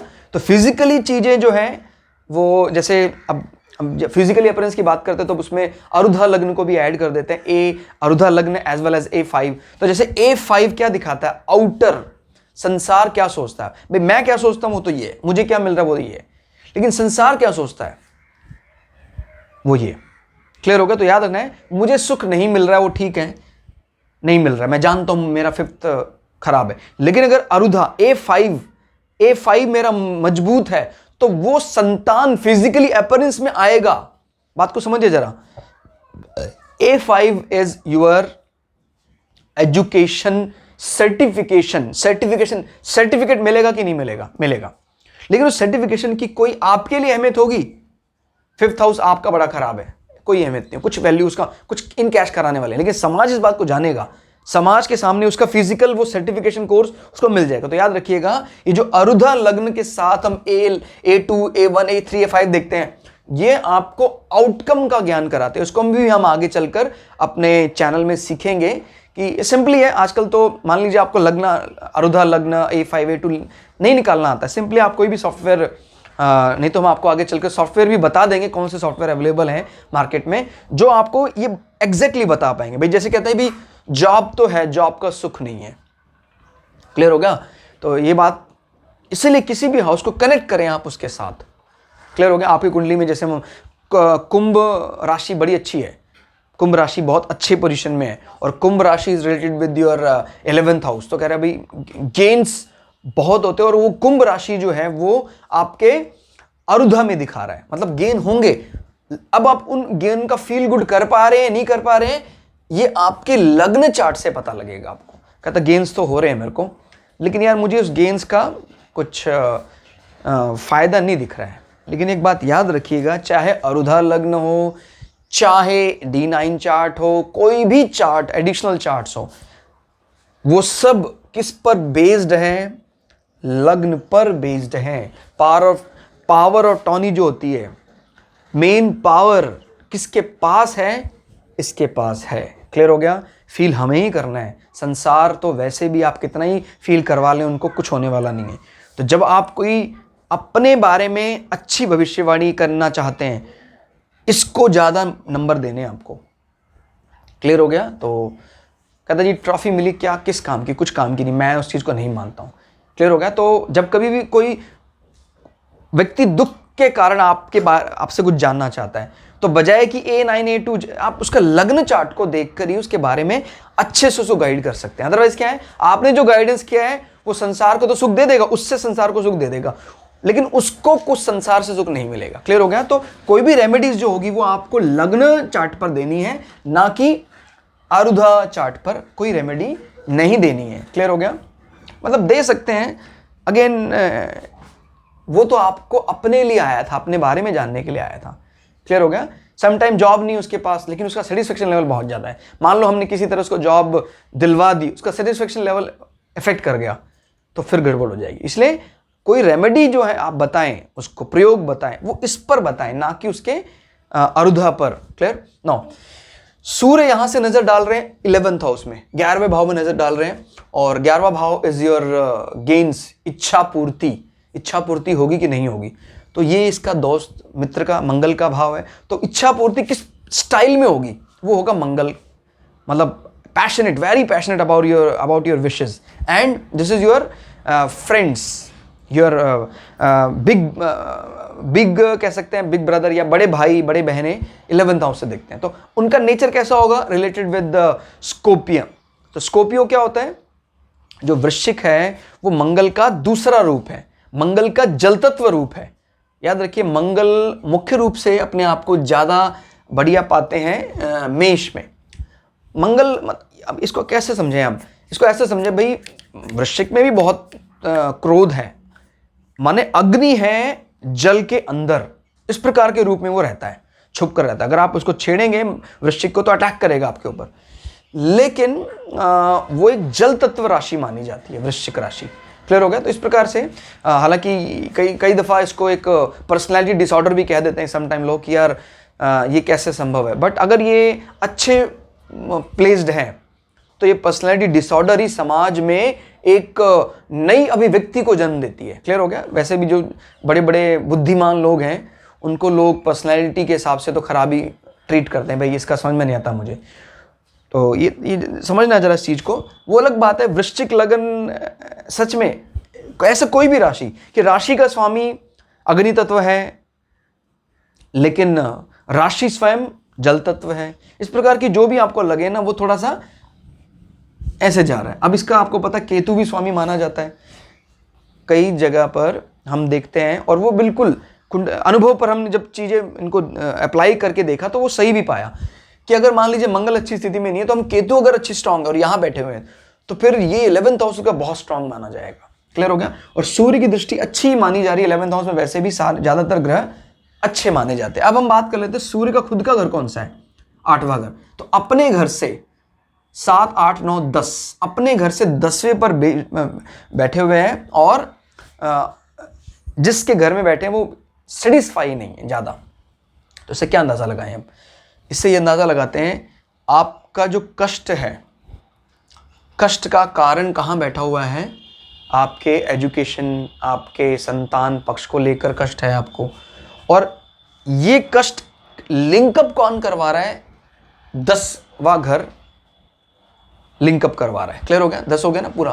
देखिए 7, 8, 9, 10, तो हम ये कह सकते हैं कि आपके स्टेटस को डिमोट करने के लिए 8th हाउस जिम्मेदार है, और उसमें एजुकेशन भी एक इम्पॉर्टेंट रोल प्ले कर रही है। या हो सकता है कि कुछ वो बार बार आपसे कुछ एजुकेशनल सर्टिफिकेशन मांगते हो और आप वो सर्टिफिकेशन नहीं दे पा रहे हो।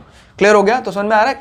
कस्ट is related with your education and connected with the 10th house, and 10th house is what? Your status, your job, your career. Clear? तो हमने जाना अभी कि मकर लग्न के 5वें भाव में अगर सूर्य आ जाएं तो किस प्रकार का फल यहां देखने को मिलता है। अब हम जानते हैं कि अगर मकर लग्न के 6ठे भाव में सूर्य आ जाते हैं, क्लियर? मकर लग्न के अगर 6ठे भाव में सूर्य आ जाते हैं तो किस प्रकार का फल यहां पर दिलाएंगे। क्लियर? तो पढ़ते हैं हम, मकर लग्न में सूर्य 6ठे भाव में, तो 6ठा भाव किसका कारक? 1, 2, 3, 4, 5, 6। 6ठा भाव कारक है हमारे रिपु, शत्रुओं का, ऋण का, पालतू पशु का, और कोई लोन चुका पाएंगे कि नहीं चुका पाएंगे, कैसे चुकाएंगे, ये सब बातें यहाँ से देखते हैं। तो शुरुआत करते हैं। स्वामी कौन है इसका? इसका स्वामी है बुध, मरकरी इसका स्वामी है। तो मरकरी की लोकेशन देखने पर हमें पता लग जाएगा कि ओवरऑल रिजल्ट कैसा रहेगा। अगर हम बात करते हैं लाइफ स्पैन कैसा रहेगा, जो जीवन चल रहा है, ठीक है, रिजल्ट तो वो अलग चीज़ है। शत्रुओं से बात करते हैं तो कई भाई सूर्य बहुत ज़्यादा आपको पता है बलशाली राजा के समान है, तो शत्रुओं से आप डट कर मुकाबला करते हैं, राजाओं की तरह मुकाबला करते हैं। और ये भी याद रखने कि सूर्य बुध के घर में अपने आप को बेस्ट देने का प्रयास करते हैं। अब इसमें भी याद रखना है कि बुध का कौन सा वाला फेज, बुध की कौन सी राशि है ये, बुध की मिथुन राशि है ये। और मिथुन राशि का स्वभाव थोड़ा, जैसे आपका मिथुन यानी मैथुन शब्द से बना है, तो हो सकता है कष्ट के लिए वो पर्टिकुलर पार्ट रिस्पॉन्सिबल हो। क्लियर हो गया? तो ध्यान रखना है इसको कि बुध कि इस प्रकार के जो व्यक्तित्व हैं उनके साथ आपकी तनातनी रहती है। क्लियर हो गया? समझ रहे हैं इस चीज को कि आपको लगता है यार ये his nature is not good, कुछ हैंकी पैंकी नेचर है, वो आप उनसे दूरी बनाकर रखते हैं और आप उनसे किस प्रकार मुकाबला करते हैं, डट कर मुकाबला करते हैं, क्योंकि सूर्य भी आ गया और सूर्य is malefic planet, natural malefic, वो एक क्रूर ग्रह है। ठीक हो गया? और क्रूर ग्रह बैठक जिस घर में है वो मित्र है। समझ रहे हैं आप कि भाई ठीक है, मैं नहीं चाहता हूं मैं इस प्रकार से उनको ट्रीट करूं वो, लेकिन मेरे साथ एक, और सूर्य is also related with authority, it is also related with your father. ठीक है? तो उसका भी एक रोल, इंपॉर्टेंट रोल होगा शत्रुओं का विनाश करने में।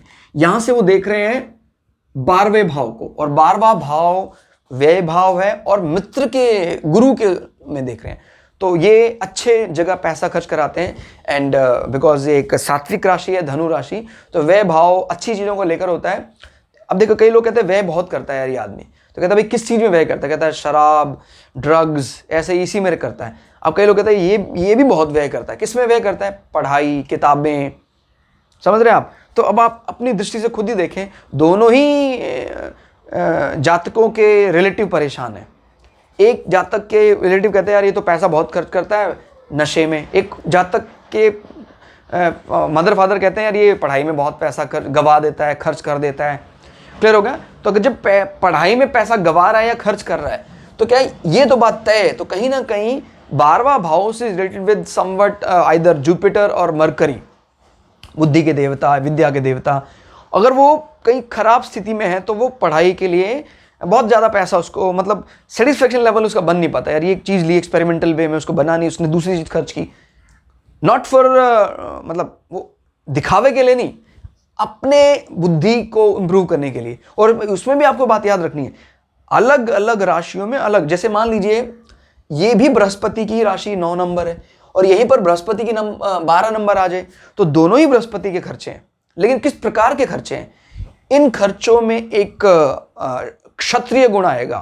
क्षत्रिय का मतलब एक थोड़ा सा उसके अंदर, क्षत्रिय आपको पता है नियमों को लेकर ज़्यादा एग्रेसिव होंगे, तो खर्चे में भी एक एग्रेशन, हालांकि इंटेलिजेंस आएगी, बुद्धिमत्ता आएगी, सात्विकपना आएगा ही आएगा, लेकिन सात्विक क्षत्रिय की तरह वो खर्च करेगा।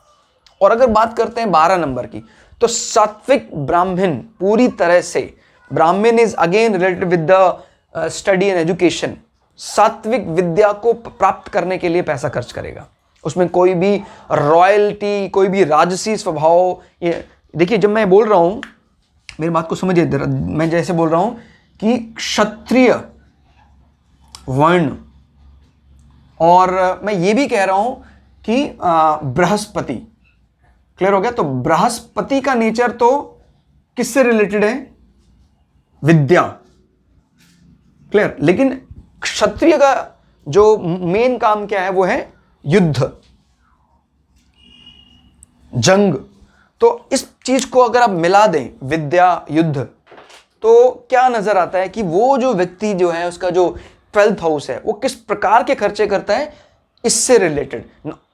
युद्ध इज नॉट एग्जैक्टली वॉर की फील्ड में जाके लड़ना, not, this is your philosophical war. Clear हो गया? यानी आप उन चीज को लेकर बड़े एग्रेसिव हो जाते हैं, विद्या को लेकर एग्रेसिव होना। क्लियर हो गया? किसको लेकर एग्रेसिव हो रहे, विद्या को लेकर। लेकिन अगर मैं कहता हूं कि भाई क्षत्रिय वर्ण नहीं है, ये है ब्राह्मण वर्ण और बृहस्पति विद्या का स्वामी है, तो आप इस चीज में क्या अंदाजा लगाएंगे। जैसे ब्राह्मण वर्ण है, अगेन इज एजुकेशन, विद्या के लिए कारक है, ब्रह्म को जानने के लिए, ईश्वर को जानने के लिए कारक है। तो विद्या मैंने पूरा एसेंस सार इसी के इर्द गिर्द घूमेगा। तो इस चीज को डिफरेंशिएट करना आप लोगों को आना चाहिए, तो आप सटीक भविष्यवाणियां कर पाएंगे। क्लियर हो गया? नाउ इसमें और क्या देखना है, अपने घर का स्वामी अपने से कहां बैठा, अपने घर का स्वामी अपने से 8वें घर का स्वामी 6ठे भाव में बैठा है और मित्र के घर में बैठा है और अपने से 11 बैठा है। 11 इज व्हाट, प्रॉफिट। किसको प्रॉफिट हो रहा है? आपकी आयु को। किसको प्रॉफिट हो रहा है? आपके ससुराल पक्ष को। किसको प्रॉफिट हो रहा है? आपके अकल्ट नॉलेज को प्रॉफिट हो रहा है। शत्रुओं पर विजय मिलेगी, कानूनी दांव पेच जो भी आप लगाएंगे जीतेंगे, और उनकी जीत के बाद कहीं ना कहीं your spouse family will be promoted. Your मतलब आपके पति या पत्नी का जो परिवार है वो प्रमोट हो जाएगा। ये भी हो सकता है आपकी जो कानूनी इस प्रकार की जंग चल रही हो, उसको जीतने के बाद आपका ससुराल पक्ष आपको बहुत ज़्यादा मदद करे, क्लियर, या वहाँ से कुछ आपको गेन्स मिले, क्लियर। माने आप जो लड़ाई लड़ रहे थे, कोई केस वगैरह कर रहे थे, उस केस का संबंध कहीं ना कहीं ससुराल पक्ष से था। ससुराल पक्ष के फेवर में वो आपने केस किया था, नॉट अगेंस्ट। कि हो सकता है भाई कोई ससुराल पक्ष का दुश्मन हो, वो आपका भी दुश्मन हो, और आपने उसको केस से जीता, और उसके कारण मतलब जब केस आपने जीता तो वो ससुराल पक्ष के थ्रू आपको बेनिफिट दिला देगा, because this is 11th from 8th। Clear हो गया? तो ये ध्यान रखना आपको। और अगर हम मकर लग्न में जानते हैं, अगर सूर्य 7वें भाव बैठ जाए तो किस प्रकार का फायदा या नुकसान दे सकते हैं, वो भी जान लेते हैं। मकर लग्न में सूर्य अब आ गए हैं 7वें भाव में। क्लियर हो गया? यहां से गिरेंगे तो एंटी क्लॉकवाइज 1 2 3 4 5 6 7। क्लियर? तो सूर्य आ गए 7वें भाव में।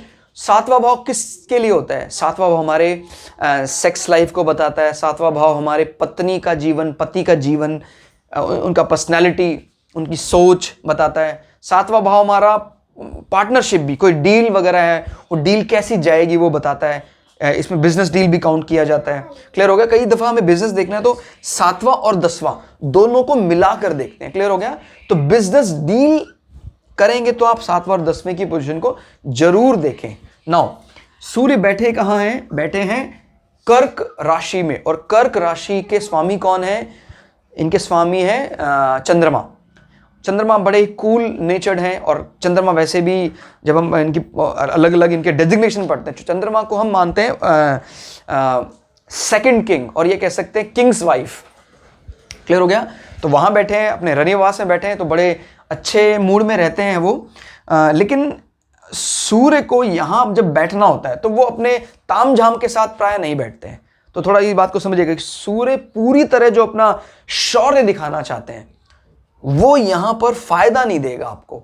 इनफैक्ट सूर्य तामझाम दिखाना चाहते हैं, अगर वो तामझाम पहले घर में दिखाएं, 10वें घर में दिखाएं तो अच्छा होता है, बट वो घर भी सपोर्टिव है कि नहीं ये भी देखना पड़ेगा आपको। क्लियर? जैसे क्या था भाई, कारक हैं 10वें घर के या पहले घर के, तो क्या लेकिन वो राशि उनको सपोर्ट कर रही कि नहीं कर रही है? क्लियर? जैसे यही सेम पॉइंट अगर हम यहां शिफ्ट कर देते that it is very good. Clear? लेकिन अभी क्या वो फेवर कर रहा है कि नहीं कर रहा है, तो हम इस चीज को यहां से जांच सकते हैं कि भाई देखिए, जल तत्व प्रधान में एक अग्नि तत्व प्रधान ग्रह बैठा है, इसके पार्टनर का लाइफ कूल नेचर होंगे वो, और साथ में उसमें सूर्य आ गए, तो सूर्य वैसे 7वें घर में बहुत ज्यादा अच्छे नहीं माने जाते, बट ये बात हमें भूलनी नहीं है कि जैसे किसी अच्छी कारकत्व में कोई बेड हाउस चीजें, यानी कोई बेड जोडियक या गलत राशि काम बिगाड़ देती है, ऐसे ही अगर कोई कारतत्व नहीं है, अच्छा नहीं माना जाता, लेकिन अगर वो मित्र के घर में वो राशि आ जाती है तो फिर वो नेगेटिव इंपैक्ट को कम कर देती है। क्लियर हो गया? तो सूर्य हालांकि संबंधों में एक खटास का आने का काम करते हैं, लेकिन ये मित्र के भाव में बैठा है तो वो नुकसान नहीं फायदा। ये बात तो है कि पार्टनर को लेकर आपको सेपरेशन कभी नहीं झेलना पड़ेगा। बीच बीच में थोड़ा बहुत सूर्य अपना एग्रेशन दिखाएगा आपको जरूर, लेकिन आपको सेपरेशन नहीं झेलना पड़ेगा। ठीक हो गया? और अपने से 12, अब ये क्या है? अपने से 12, this is what, this is your life.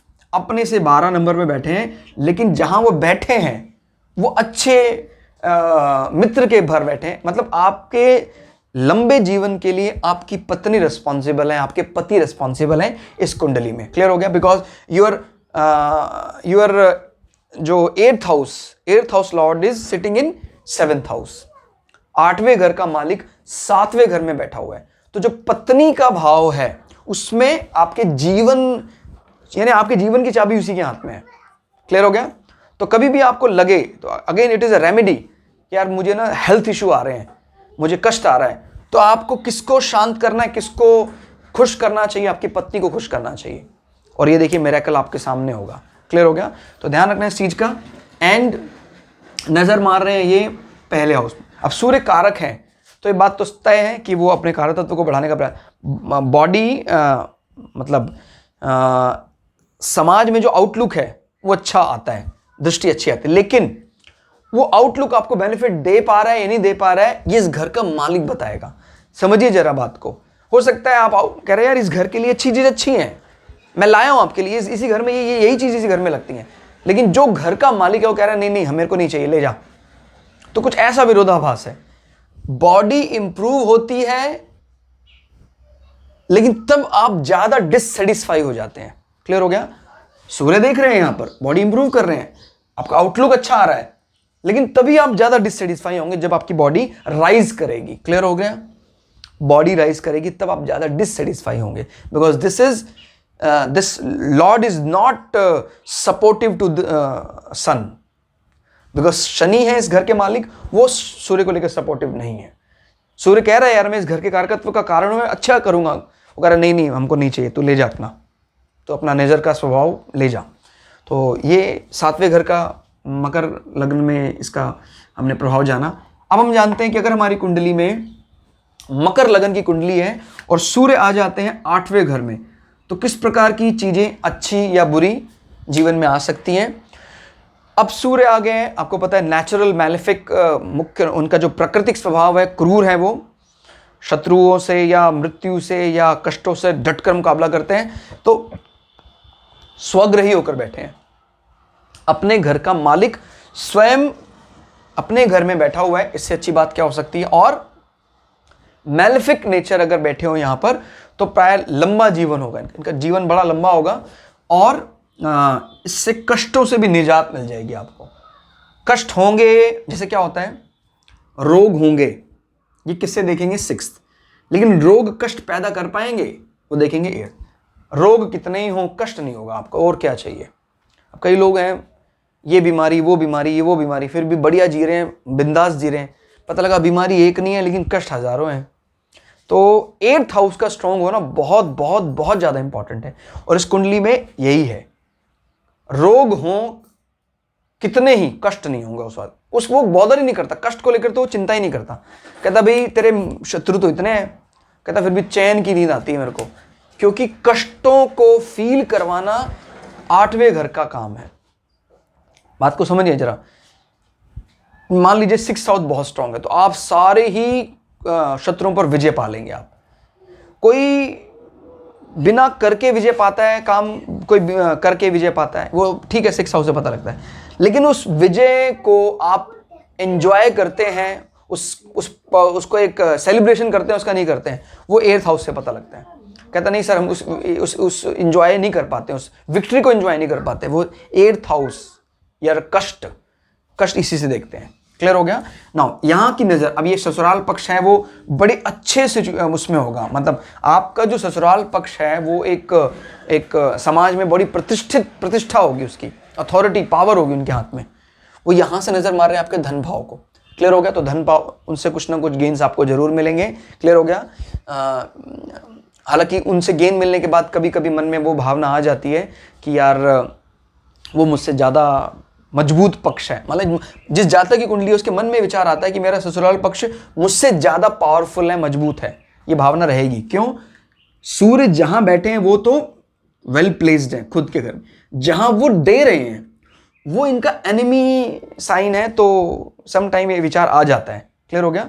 Profit का घर वैसे है 11 नंबर, तो वो देगा जरूर, लेकिन वो मन में विचार इस प्रकार का विरोधाभास इसलिए आ रहा है। विरोधाभास देखो, विरोधाभास जब भी आएगा तो कहीं ना कहीं आप प्लैनेट के नेचर को देखेंगे कि भाई ये कुंभ का जो स्वामी है वो शनि है, हालांकि कुंभ का जो नेचर है वो एक ठंडा है, तो वो चीज आप जग जाहिर खैर नहीं होने देते हैं, मन में इन चीजों को रखते हैं।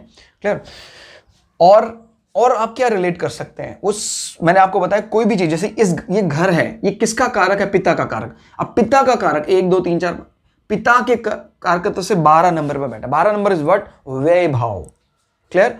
तो पिता को लेकर जो भी व्यय है वो ससुराल पक्ष ने अच्छा खासा व्यय किया है, उनको कुछ अच्छा गिफ्ट वगैरह मिलता है। याद रखिएगा, हमेशा 12 नंबर को आप नेगेटिव लेंगे तो आपके सारे प्रेडिक्शन गलत हो जाएंगे। क्लियर हो गया? वो अलग बात है कि हमारे माइंड सेटअप किया है 6, 8, 12 बुरा होता है, ठीक है, आप उसको लेकर चल सकते हैं, लेकिन हमेशा बुरा लेकर चलेंगे तो कभी भी कोई भविष्यवाणी आप कर ही नहीं पाएंगे। क्लियर हो गया? अपने से 12 बैठा है लेकिन स्वग्रही होकर बैठा है, मित्र के घर में अगर बैठा है तो फिर वो 12 नंबर के पॉजिटिव चीजों को एक्टिवेट कर देगा। क्लियर हो गया? तो पॉजिटिव चीजेस your 12 number moksha, foreign land, दूर स्थानों में लाभ, तो इस प्रकार की चीजें। और किस प्रकार के लाभ हैं वो भी, पिता को कोई अथॉरिटी की कुछ ऐसी चीजें चाहिए हैं या गवर्नमेंट से कुछ सपोर्ट दिलाने में आपके ससुराल पक्ष ने बड़ी मदद की। क्लियर हो गया?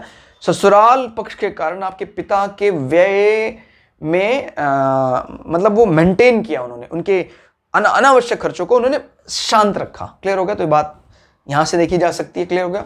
तो व्यय को इंप्रूव करने का काम किया। क्लियर? नाउ अब हम जानते हैं कि अगर मकर लग्न की कुंडली हमारी है और सूर्य हमारे आ जाते हैं 9वें भाव में, तो किस प्रकार का फल यहां देखने को मिलता है? मकर लग्न के 9वें भाव में सूर्य का फल। क्लियर?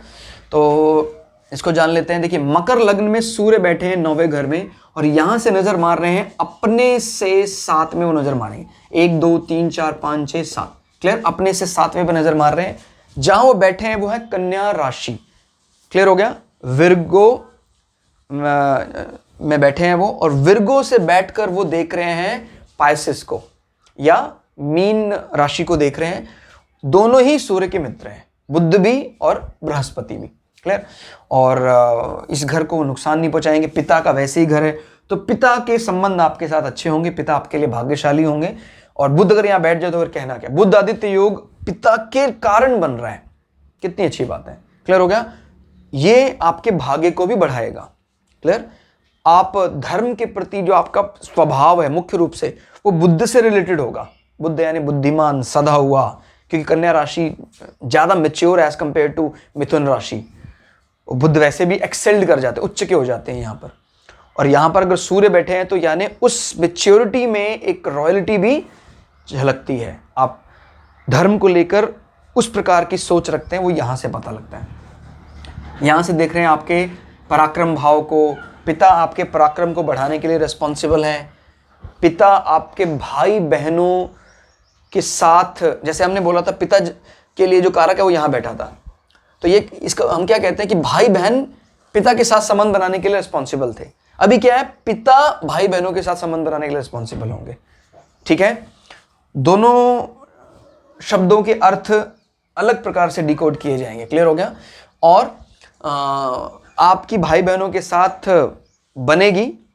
ठीक है? बृहस्पति की, हालांकि मीन राशि है, जल तत्व प्रधान है, वहां पर नजर एक अग्नि तत्व प्रधान की है, तो कभी कभी आपके शब्दों को लेकर आपके जो भाई बहन है वो सोचते होंगे कि यार ये कभी कभी संबंधों को लेकर एग्रेसिव हो जाता है, गुस्सा आ जाता है, लेकिन फिर भी वो संबंध छोड़ने वाले नहीं, क्योंकि हैं तो मित्र ही ना, बृहस्पति और सूर्य। Now goes to 10th house. हम जानते हैं अगर मकर में इसमें, अच्छा एक चीज हमने मिस कर दी और हम चाहते नहीं कि इन पॉइंटों को मिस करें। अपने से अपना घर जो है इसका सूर्य का, वो अपने से दूसरे में बैठा है, तो क्या चीज हमें दे सकता है?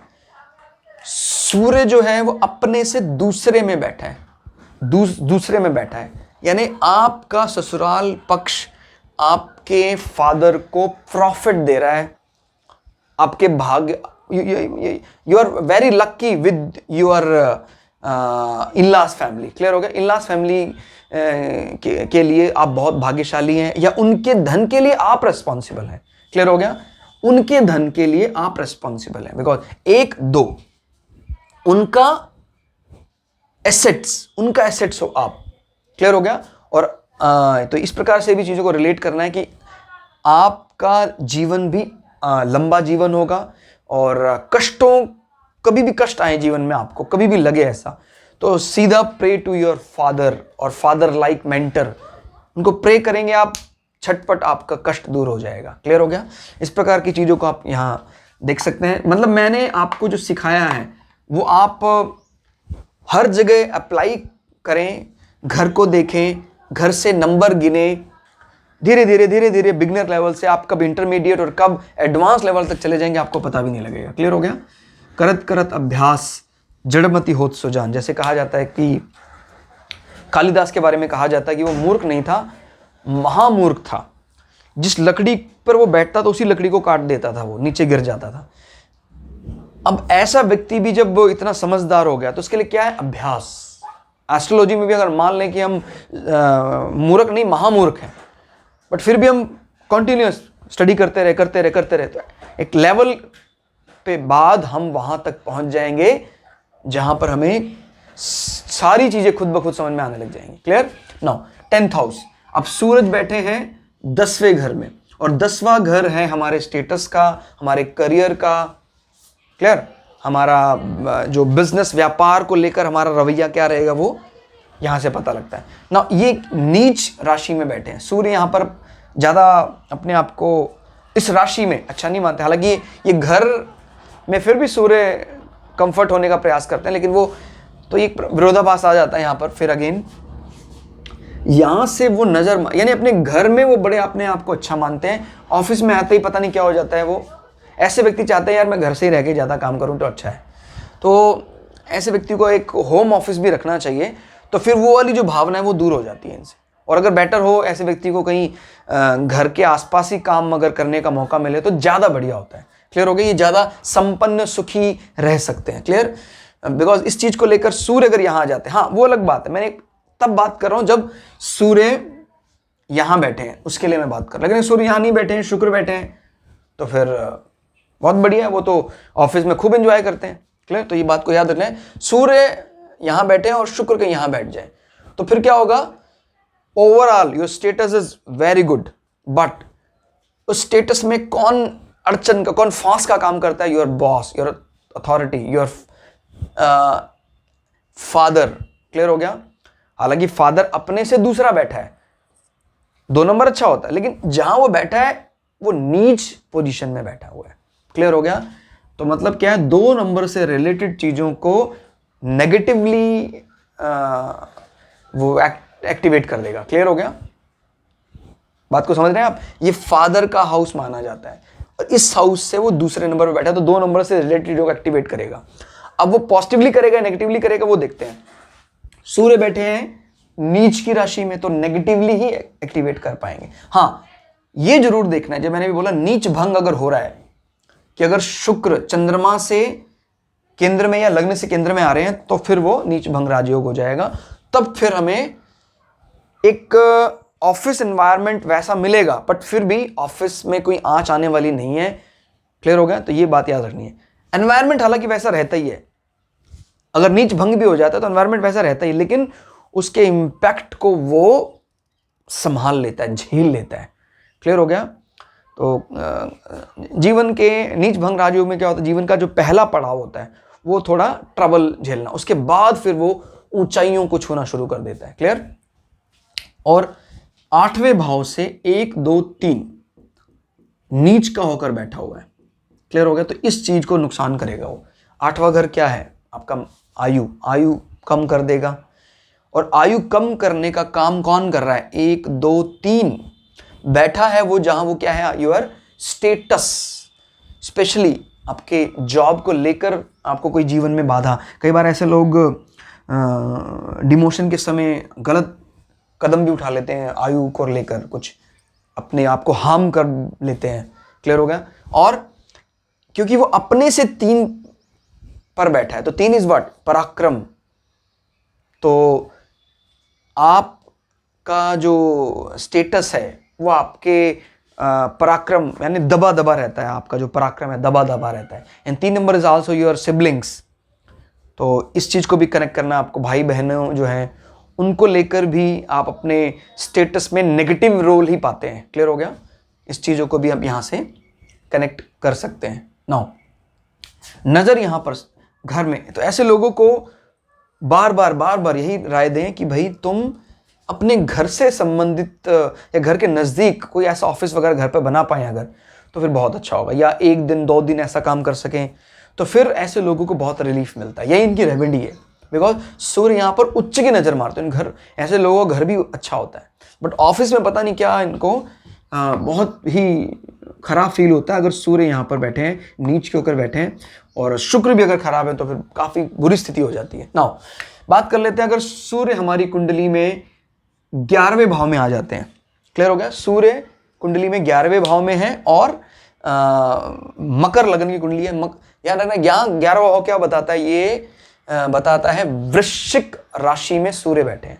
वृश्चिक इज रूल्ड बाय मार्स, मंगल के आधिपत्य में आती है, और समटाइम इसको केतु रूलिंग भी कहा जाता है। देखिए, अगर मंगल अच्छी स्थिति में होगा तो फिर मंगल की लॉर्डशिप रहेगी और उस कंडीशन में सूर्य है ज़्यादा सेटिस्फाई होगा।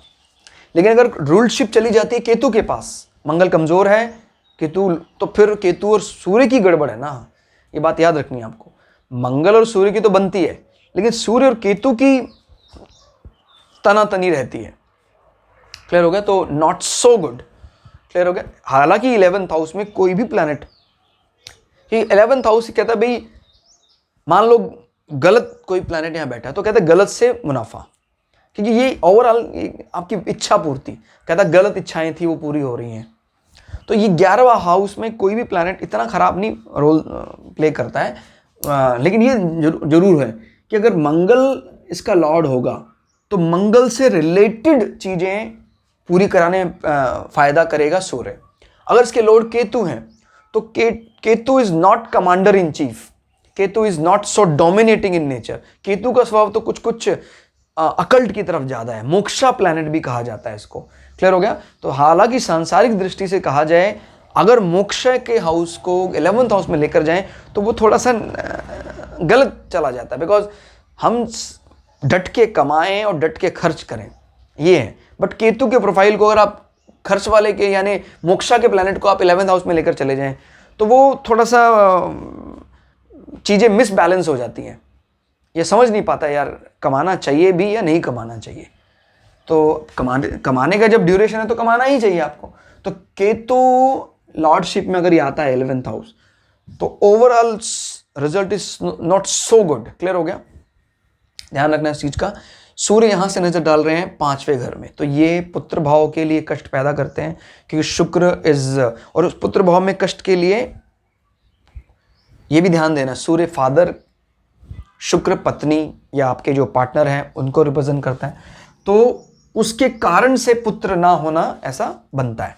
क्लियर हो गया? कुछ ऐसी डिस्प्यूट बनती हैं, फादर से शुक्र दूर रहते हैं इस पर, बिकॉज सूर्य फादर है, ये घर किसका है? वीनस का। तो इस प्रकार की चीज आ रही है, तो ये भी आपको कनेक्ट करना चाहिए कि भाई आपके जो जिस घर में सूर्य नजर मार रहे हैं वो पुत्र का घर है, लेकिन जो प्लैनेट उसके लिए रिस्पॉन्सिबल होता है, 7th हाउस के लिए जो कारक ग्रह है वो शुक्र होता है, उस पे नजर मार रहा है सूर्य, तो इस कारण से आपको पुत्र नहीं हो रहा है। क्लियर हो गया? तो ये भी ध्यान रखना है कि भाई हो सकता है स्त्री जो है वो पार्टनर जो आपका है वो पिता से, आपके पिता से, फादर से उनके संबंध कटे कटे रहते हैं, इसलिए दुखी रहते हैं वो, तो इस कारण से जो है वो संतान नहीं हो पा रही है, या एबॉर्शन हो जाता है कष्टों के कारण, मानसिक उत्पीड़न के कारण ऐसा हो रहा है। तो फिर यही एक रेमेडी का काम करेगा कि आप उनको उनसे थोड़ा समय के लिए दूर रख दें, तो वो चीज़ इम्प्रूव हो जाएंगी। क्लियर हो गया? नाउ और हम इसमें क्या देख सकते हैं? अपना घर जो है 1 2 3 4। क्लियर हो गया? यानी मृत्यु या जीवन या अकल्ट नॉलेज का सुख,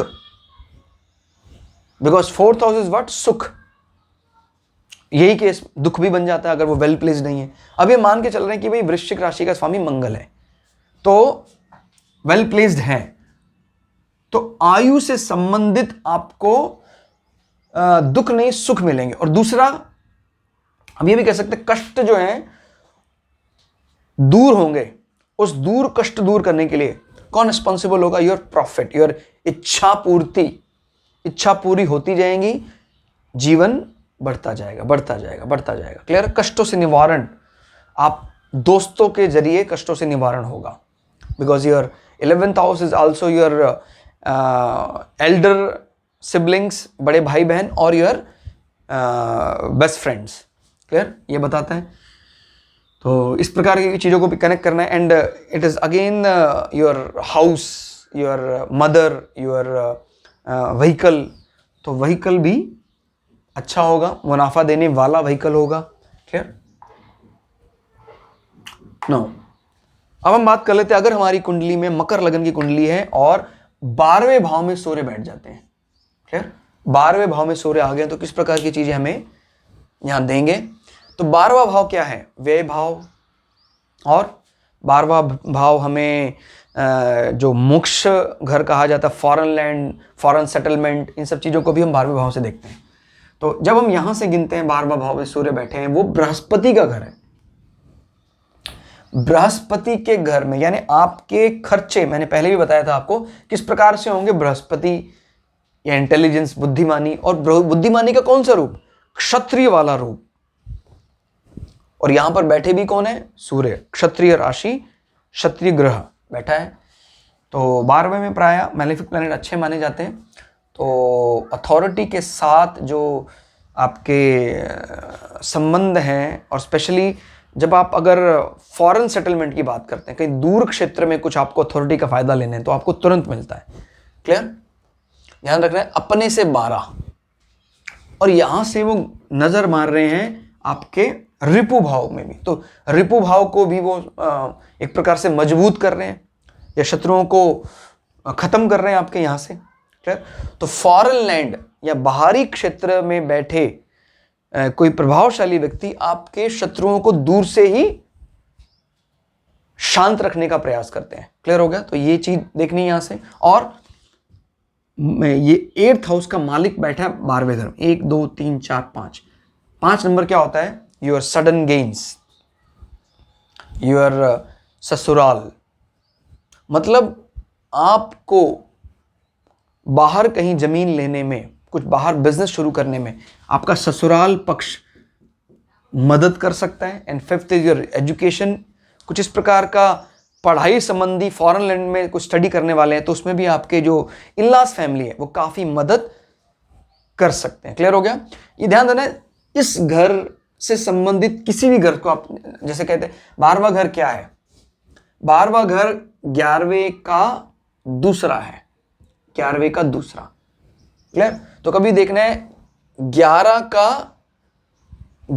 की सेविंग कहां से देखेंगे? 11 की सेविंग हम दूसरे घर से देखेंगे।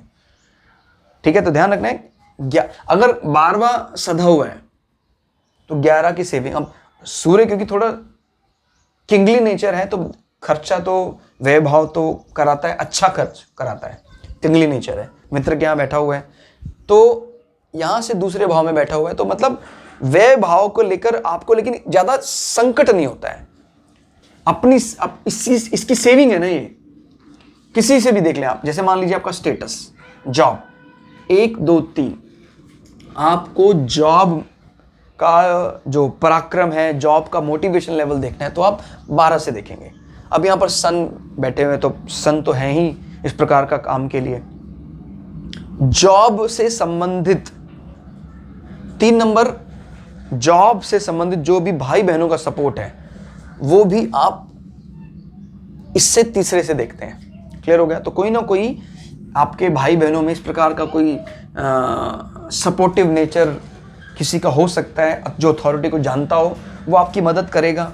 और क्या देख सकते, किसी भी घर से आप उसको रिलेट कर सकते हैं, किसी भी 4th, चौथे घर से रिलेट करें आप यहां से। 1 2 3 4 5 6 7 8 9 घर आपकी बिल्डिंग, भवन। 9 number is what? 9 number is your धर्म, योर धार्मिक यात्राएं, योर भाग्य।